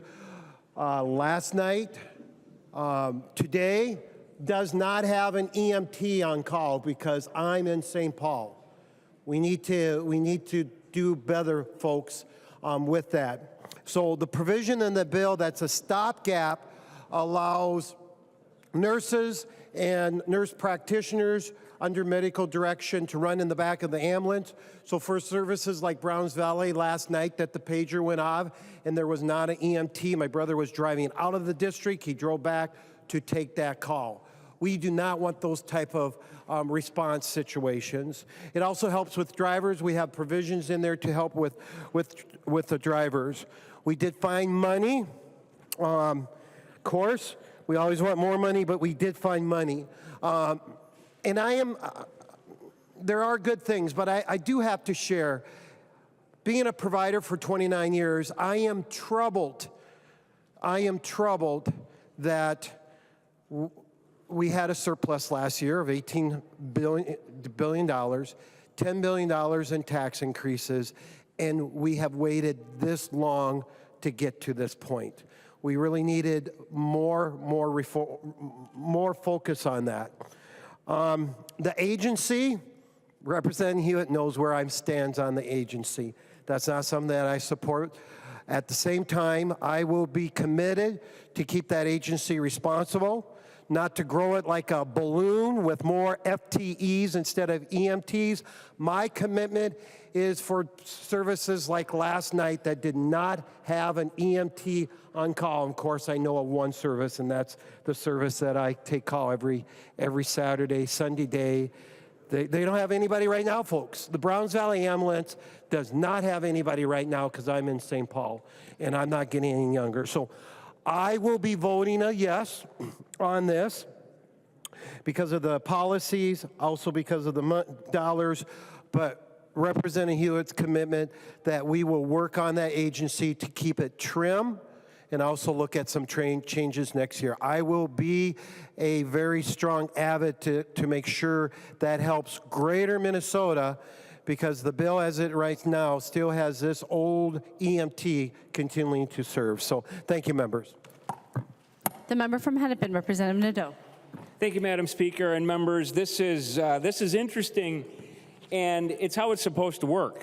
And for those of you that maybe weren't in any of these committees when Representative Huot decided to pick up a battle I think the first committee meeting had probably 60 or 70 EMTs and paramedics and doctors in there, and they all were mad at him, every one of them. And he carried that torch, and Representative Backer, stayed with him. And I actually asked Representative Backer to sign on to the bill and work with him, and he wouldn't do it. But it's amazing how over time people can come together, and that's what this is about. And we are going to watch this new agency, and this is a big move to go from an EMSRB to a state agency that's running, rural and metro ambulances. This is a really big deal, and it's a big change, Madam Speaker, in Minnesota. There's a lot of disparities in the way that, your zip code dictates the time that an ambulance will get to you. And I think that this is a great start. It's a phase one. It's hopefully a step in the right direction. And with that, I recommend a green vote, Madam Speaker. The member from St. Louis, Representative Zalesnikar.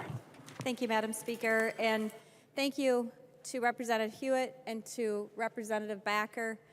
The EMS task force has been a highlight. It was a lot of work to travel the state, but it was really rewarding to see the differences of the area, but the similarities of the issue, if I said that right. And whether you went to northern Minnesota, southern Minnesota, east, west, greater Minnesota is hurting in ambulance services without a doubt. And so I think the united goal was we need to make sure we have services where we live, where we work, where we play, and visit. And that's what was really great. Senator Seeberger was great, and I appreciate being included on this committee. And we learned how many non-emergency calls are being used by the ambulances. For greater Minnesota, it's almost 70%. And so I think in 2022, we had almost 600,000 calls. And it's really the lifeline for greater Minnesota, for the metro and the suburbs. And like everything, I was nervous, and I said that to Representative Huot, to increase government and to grow a board was a hard thing for me to wrap my brain around right now, because I really thought that after the OLA report that the current director has done a fantastic job with cleanup on aisle 8 and has done that. But I understand the fact that we cannot build a system for a person because people have opportunities and can leave. So I'm going to trust these experts that have been doing ambulance services that this is the best model. I'm excited to see what the Sprint platform can do. And there's a lot of technology that's coming for EMS, opportunities for greater Minnesota and metro and suburbs. So the bottom line is, regardless of zip code, we want to know that we're going to have response. And so I will be voting yes. We have a lot of work to do on the non-emergency to take the load off of our paramedics and our EMTs, but we're working on growing programs in the high schools. We're doing a lot of great things, getting nurses and other people involved. So thank you. And thank you to Representative Backer, and I urge you to vote green. The member from St. Louis, Representative Skraba. Thank you, Madam Speaker. I rise in support. Representative Huot, this all started in Mountain Iron, Minnesota. There was a task force that came up there. The room was absolutely packed. A lot of my constituents, a lot of people in there. To say that EMS has been neglected is an understatement. When I was campaigning, I was with Representative Wiklund at the time in Duluth. We met. This is an issue that's been going. Is this the solution? I'm a little leery of the whole governor picking the people kind of thing. I would much rather see professionals in there rather than political professionals. And we'll see how that works out. Obviously, we'll be keeping an eye on what happens.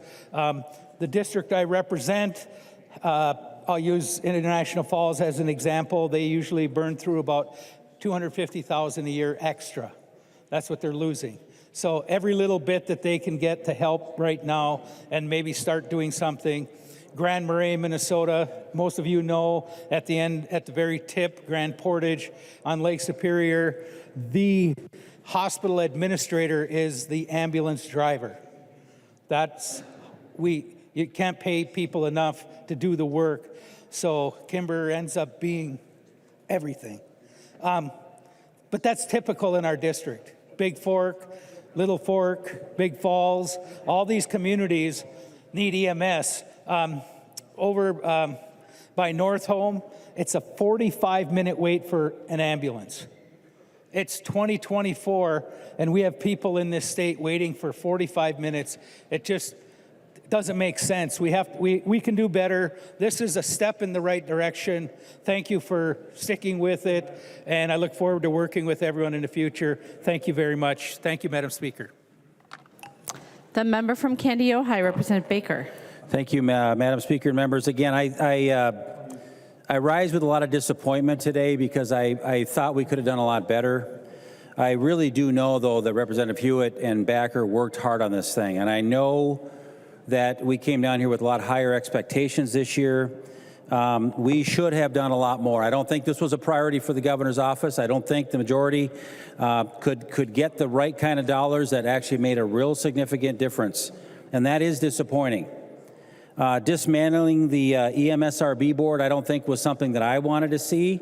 I think they had been making a number of changes. They were going in a better direction because it was not working well years past. I don't like the appointments of how this is going to get set up. However, it's a half a step forward. I think it's maybe a half a Band-Aid. I think it's getting there. It's something that we're going to have to support today, but doggone it, I think we could have done so much better. I do want to thank the folks that worked on it, though. I do want to shout out to our folks back home that are watching this now that do see their work is doing really great things every day when they help people and they save lives. Thank you for all you do back at home. We will do better next year. We'll get it right. But again, members, I think we could have done better, and we have very limited time left. So thank you so much. The member from Blue Earth, Representative Brand. Nicollet also. Thank you, Madam Speaker. I just wanted to put a little point on this. So this isn't a silver bullet, but it will do a lot. And, you know, I think in my particular district, I go to steak dinners in Lafayette to help fund their ambulance service. I go to Cortland and buy pancakes for myself and my family members to support their ambulance service as well. The question that was posed at the beginning of the EMS task force is an ambulance service that we provide, is EMS an essential service? That, to me, doesn't seem like the proper way to support an essential service across the state of Minnesota. And that's why I'm really glad that we're putting some money in this. We're actually going to support the idea of a sprinter model, at least in the Iron Range, where we know that it's as troubling as it is up there. They need some help. And so I particularly look forward to going to Washington, D.C. with the rest of the task force in the future, because this isn't just a Minnesota problem. This is a nationwide problem. And we really do need to ask our congressmen and our senators and the federal level to also step up. Thank you very much for supporting this bill. Please vote green. The member from Douglas, Representative Franson.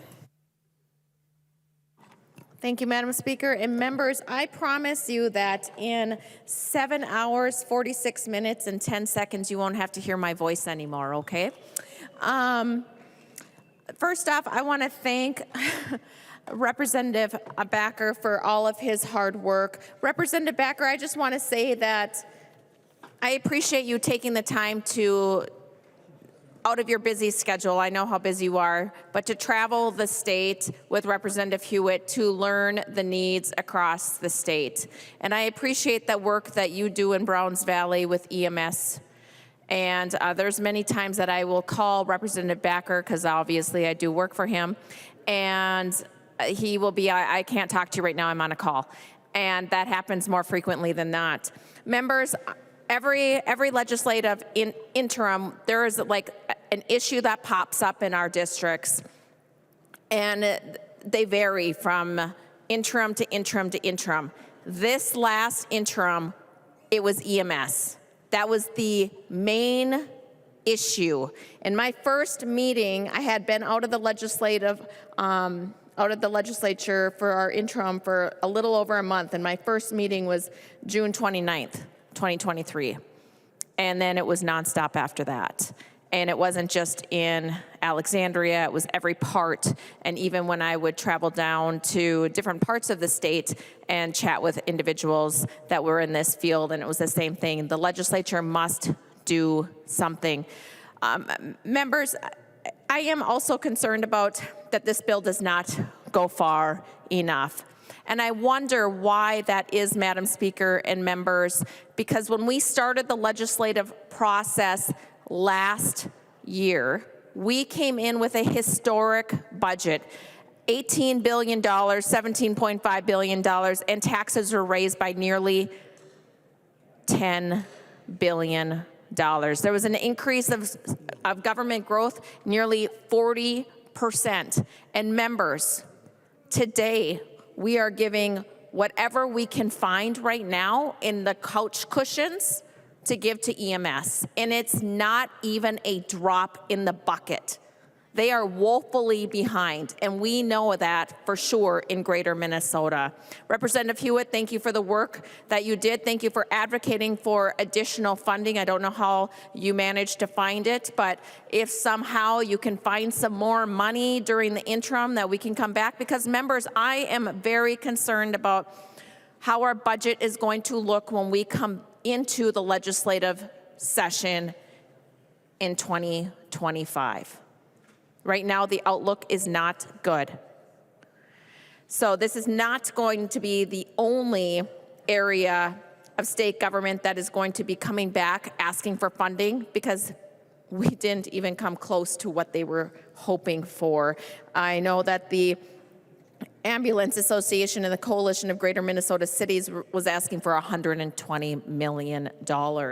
So members, as you know, this is hardly a drop in the bucket, but I guess for now we're just going to have to be happy that it's a start. So members, thank you. I will be voting yes, Madam Speaker. I anticipate many of you will, but I encourage the entire body to vote yes. Thank you. The member from Anoka, Representative Engen. Thank you, Madam Speaker, and thank you, Representative Backer and Representative Huot, for all your work on this. My wife and I, we've never needed an ambulance until about a month ago, and I couldn't imagine making that phone call and not having one show up. I was being told over the phone at the time, hey, you're going to need to take that umbilical cord and try to find a semi-decently clean shoelace to tie off that umbilical cord. I go, that's out of my realm. There's no way. That's when they popped through the door. If that didn't happen, we'd have been SOL. So thank you so much for all your perseverance in getting this to where it is today. You guys know this work. I'm going to trust you guys on this. And that's why I rise in support. We should light up that board green, because while it isn't perfect, no bill is, this is better than nothing. And that's what a lot of people are working with right now. They're waiting for 45 minutes for that ambulance to show up. We did not have that time. So let's get this thing done. Thank you. The member from Olmsted, Representative Quam.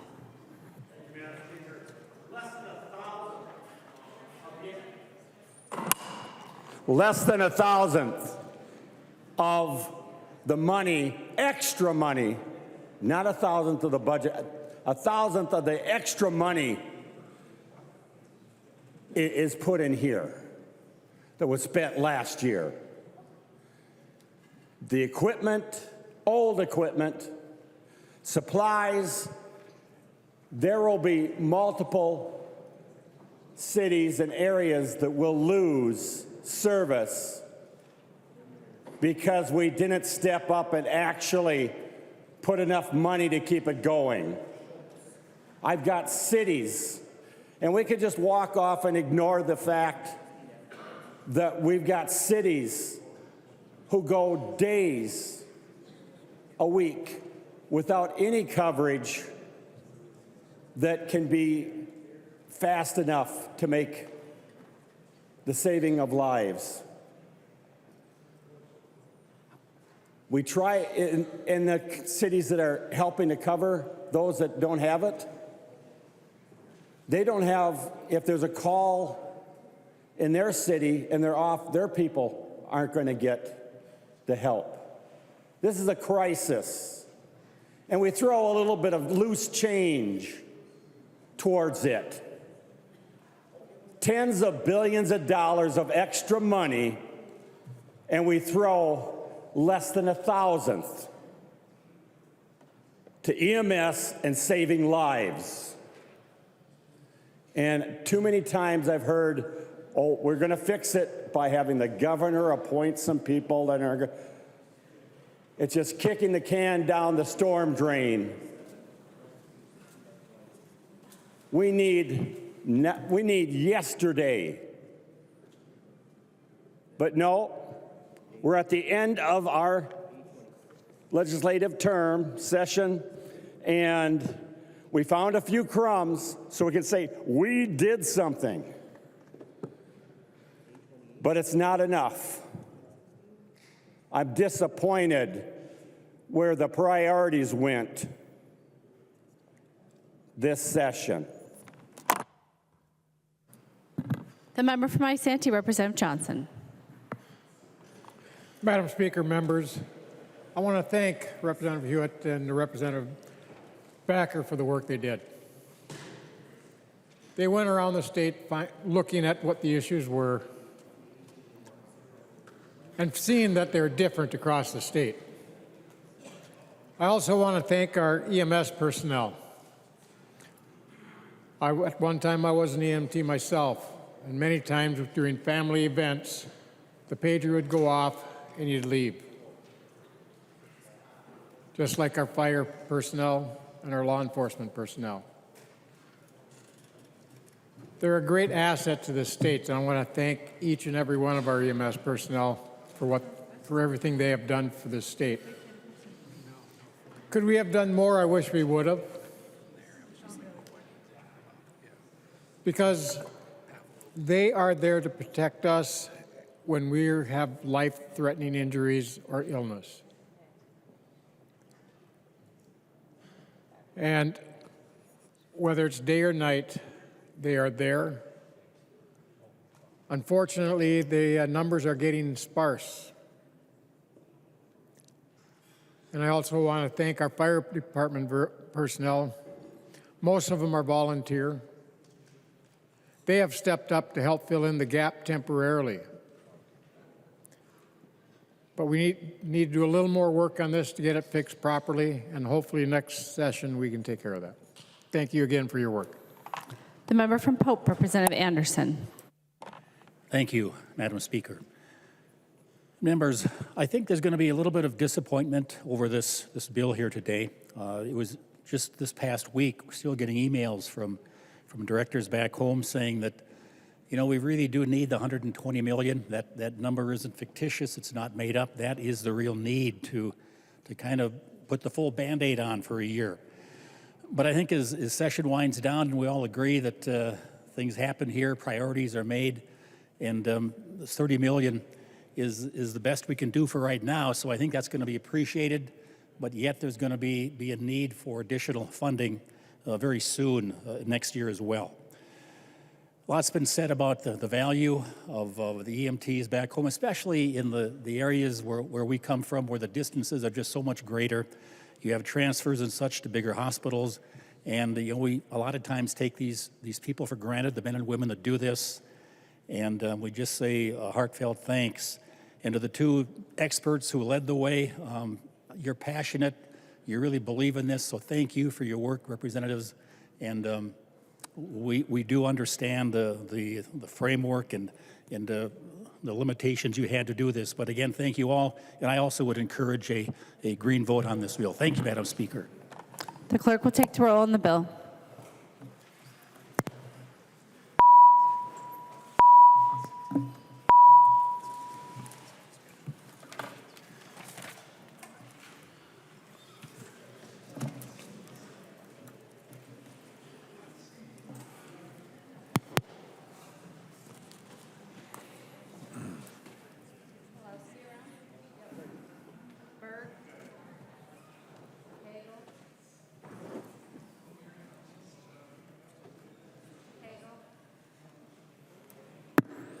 Will the clerk please call the names of the members voting remotely? Carroll. Carroll, aye.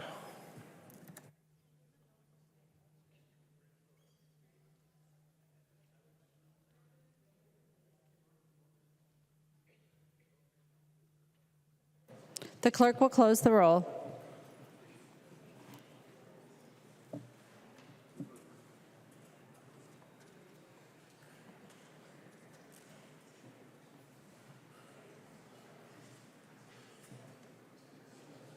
There being 119 ayes and 11 nays, the bill is passed as amended by the Senate and its title agreed to. Conference committee reports on House files. Conference committee report on House File number 4247, an act relating to health. The report is addressed to the Honorable Melissa Hortman, Speaker of the House, the Honorable Bobby Joe Champion, President of the Senate. We, the undersigned conferees for House File number 4247, report that we've agreed upon the items in dispute and recommend as follows. The report is signed by 3 of the 3 conferees on the part of the House and 2 of the 3 conferees on the part of the Senate. Liebling moves that the report of the Conference Committee on House File number 4247 be adopted and that the bill be repassed as amended by the Conference Committee. The member from Olmsted, Representative Liebling. Thank you, Madam Speaker and members. I am very pleased to be bringing you the conference report on House File 4247, which is the Health Licensing and Scope of Practice Bill. Everything that was in the House bill is in the conference report with some additions from the Senate, and I believe they are good additions. So we have licensing for speech-language pathology assistants. That was a culture bill in the House. It was not in the original House bill. We have interstate compacts for a number of different professions: physician assistants, occupational therapists, physical therapists, licensed professional counselors, audiologists and speech-language pathologists, dentists and dental hygienists, and social workers. So a lot of different professionals will be very happy with this bill, with this conference report. The one thing that is not in it, there is no language on optometrists in here. There was none leaving the floor of the House. There was a lot of discussion about that, but this report does not have anything on that. So I would like to thank very much my Senate counterpart, Senator Wiklund, and the senators who really have compromised to get this bill here today. And I especially also want to thank my fellow conferees, Representatives Nadeau and Carroll, Representative Bierman, who's not actually on the conference committee but has worked very hard on this bill, and all of the members who have provisions in this, who I know have worked very, very hard. It's not very often that we really get a lot of this licensing and scope of practice work done in a session. And so I'm really very pleased to bring this to you today and would ask for your support. On the motion to adopt the conference committee report, all those in favor, please say aye. Those opposed, please say no. The motion prevails. The clerk will give the bill its third reading as amended by conference. Third reading, House File number 4247, as amended by conference. Third reading as amended by conference. The member from Hennepin, Representative Nadeau. Thank you, Madam Speaker and members. This is a good bill. And for those of you that don't do a lot with licensure in health-related fields, it's really complicated. And it's complicated, and that's why we don't have very many bills, because it's really hard to get different scopes of practice and these very, very highly regarded professionals to come together and find some common ground. And I want to thank Representative Liebling and the Senate conferees and Representative Bierman for working hard to get this thing done. In here, Representative Liebling, mentioned that there's not the optometry language, and I just want to take a second and talk about that. There's a lot of us that worked hard on that this session, and it became problematic, and I think that's another reason, it's another reason why this bill is good, because sometimes we have to put the things aside that we really want in order to do something better as a whole. And for somebody like me, that was very difficult. And thank you, Speaker Hartman, for helping me learn a few things. And I hope that you will work alongside me to expand that scope of practice for optometrists next session if I'm able to come back. But members, this is a good bill, and especially members who aren't familiar with compacts, interstate compacts. This will increase access, especially in rural Minnesota, in border communities, where we will have physical therapists, we'll have dentists, dental assistants, occupational therapists, licensed professional counselors that now are able to expand the area that they serve and help Minnesotans live healthier and better lives. And with that, members, I would recommend a green vote on this conference committee report. Thank you, Madam Speaker. The member from Olmsted, Representative Quam. Thank you, Madam Speaker. We heard praise for compacts. During the pandemic, we had an executive order that Minnesota actually took and acknowledged the nurses' licenses from compact states, of which the vast majority of states are part of them. Multiple times there were efforts to try and have, at least if there was an emergency, we'd have an automatic turn-on to trust those, 41 states, nurses that were licensed in them? But no, that wasn't taken. A group that has representation of 18% of the nurses keeps killing, joining the compact. With 41, they don't have very far to where Minnesota will be the only state that isn't. So there's good stuff in this bill, but there's also the avoidance of the reality that the Nurses Compact will be national without Minnesota if we don't, step up and join it. We keep hearing about a shortage of nurses. Well, when you don't take and acknowledge a licensure from the surrounding, all these other states that have joined the compact, then are they going to come here or are they going to go to another state? So I hope next year we can actually join the vast majority of the states and joining that compact, because apparently we realize compacts are good unless there's an outside entity with a lot of clout that kills them. The member from Chisago, Representative New Brindley.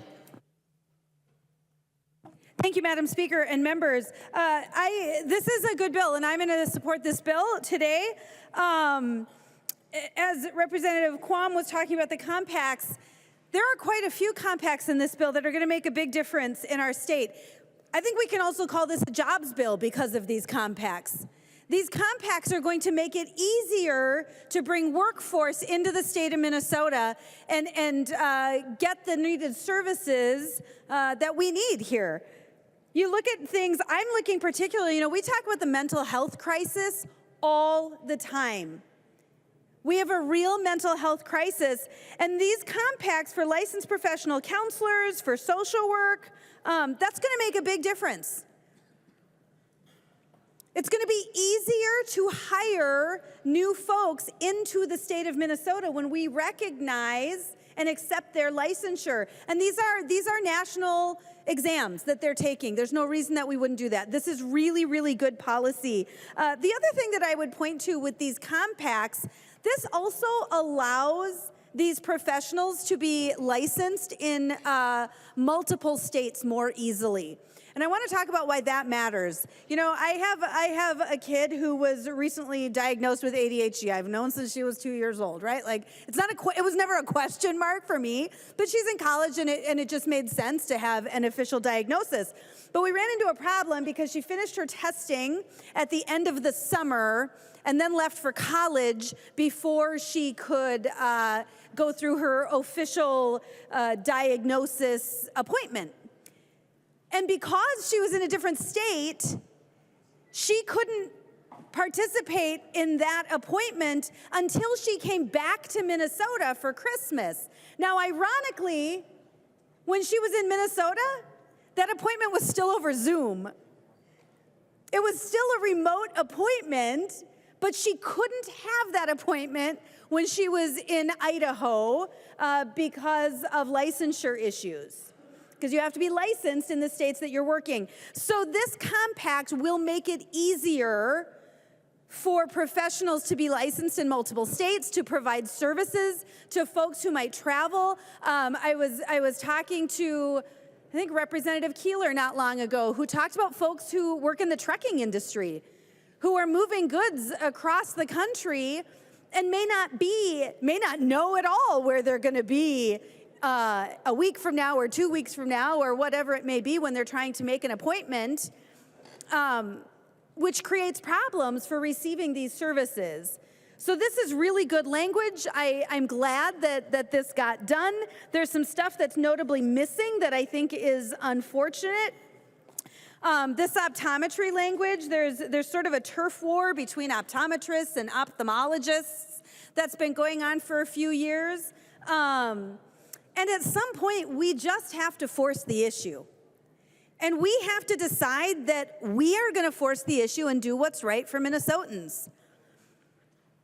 The language that was agreed on, that was yanked from this bill, was actually really limited in scope, more limited than I would have liked it to be. But it was at least a start to provide better access to care in our rural communities especially. But I hope that when we are in charge and we've got some folks working on these issues, that we will go further and we will allow optometrists to work to the level at which they are trained, to the level at which optometrists are allowed to work in 44 other states. And again, I'll use the example, my father-in-law, and I forget if it's wet macular degeneration or dry macular degeneration, because he's got one of each in each eye. But for one of them, the remedy is a monthly injection into your eyeball. That's the remedy for it. But where my father-in-law lives, he lives in a rural community, and once a month, it's every single month you have to get this injection. And once a month, because he lives in a rural community, he has to drive 1 hour each way as an 88-year-old man to get his injection to treat his macular degeneration. In 44 other states, optometrists are able to apply their skills at the highest level that they have been trained. They're able to do this. They're able to give these injections in 44 other states. Now, again, the language that was agreed to was significantly scaled back from there, but it's really important. And sadly, I'm not going to be here. Well, sadly in some ways, really happy in other ways. I'm not going to be here next year to work on this issue and ensure it gets done. But I trust that there are folks who do care about this and do want to get it done, and I thank you for that. So there's still work. There's still work to be done.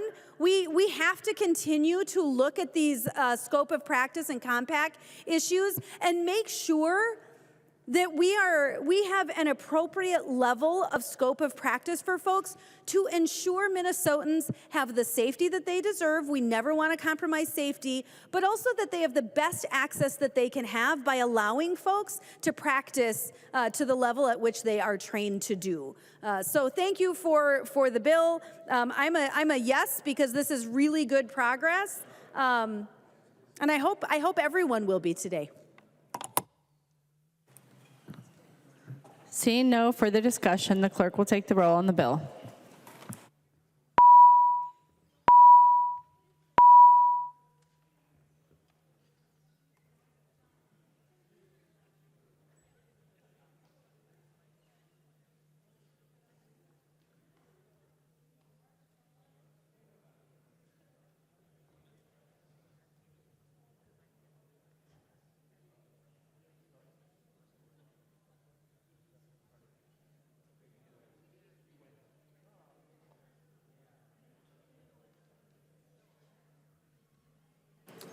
Will the clerk please call the name of the member who is voting remotely?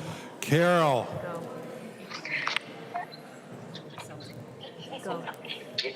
Carol, I. Carol, I. The clerk will close the roll.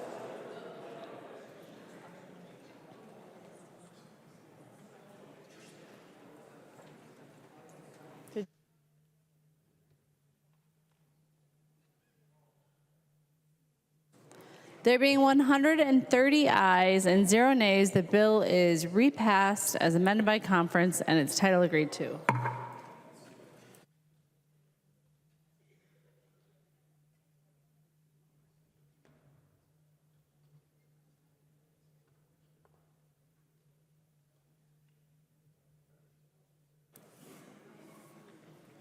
I don't know where that bill went.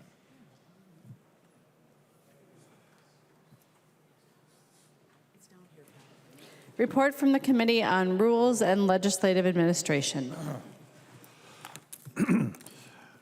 Report from the Committee on Rules and Legislative Administration. Be it resolved by the House of Representatives of the State of Minnesota that the Chief Clerk is directed to correct and approve the Journal of the House for the last day of the 2024 regular session. Be it further resolved that the Chief Clerk is authorized to include in the Journal for the last day of the 2024 regular session any proceedings, including subsequent proceedings, and any other legislative interim committees or commissions. Representative Long. Madam Speaker, this is my motion. This is to allow the Journal to be corrected. Any discussion on the motion? Seeing none, all those in favor, please say aye. Those opposed, please say no. The motion prevails. Report from the Committee on Rules and Legislative Administration, resolution on facilities. Be it resolved by the House of the State of Minnesota that during the time between adjournment in 2024 and the convening of the House in 2025, the Chief Clerk and Chief Sergeant at Arms, under the direction of the Speaker, shall maintain House facilities in the Capitol complex. The House chamber, retiring room, hearing and conference rooms, and offices shall be set up and made ready for legislative use and reserved for the House and its committees. These rooms may be reserved for others that are not in conflict with use by the House. The House chamber, retiring room, and hearing rooms may be used by House educational programs, YMCA Youth and Government, Girls State, Young Leaders, and 4-H Leadership Conference. Representative Long. Madam Speaker, that's my motion. This is to allow kids to frolic in our hallways while we are gone. Any discussion? Representative Schultz. Thank you, Madam Speaker. Would the Majority Leader yield? He will yield. Representative Schultz. Thank you, Madam Speaker. Majority Leader Long, if an organization is not named here on lines 12 and 13, does that preclude them from using the House chamber or facilities? Representative Long. Madam Speaker, Representative Schultz, no. This is may be used by. Representative Schultz. Thank you. All those in favor of the motion, please say aye. Those opposed, please say no. The motion prevails. Legislative Administration, the resolution on parking. Be it resolved by the House of Representatives of the State of Minnesota that it retains the use of parking lot N and the State Office Building ramp for members and employees of the House during the time between adjournment 2024 and the convening of the House in 2025. The Sergeant at Arms is directed to manage the use of the lot and ramp while the House is adjourned. The control of the House may continue to deduct from the check of any legislator or legislative employee a sum adequate to cover the exercise of the parking privilege. Representative Long. Thank you, Madam Speaker. This resolution would allow anybody who wants to spend more time at the Capitol after we adjourn to park here.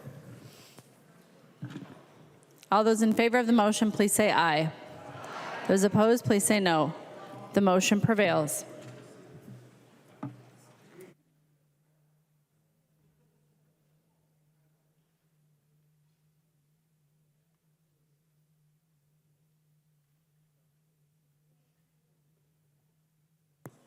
Representative Long.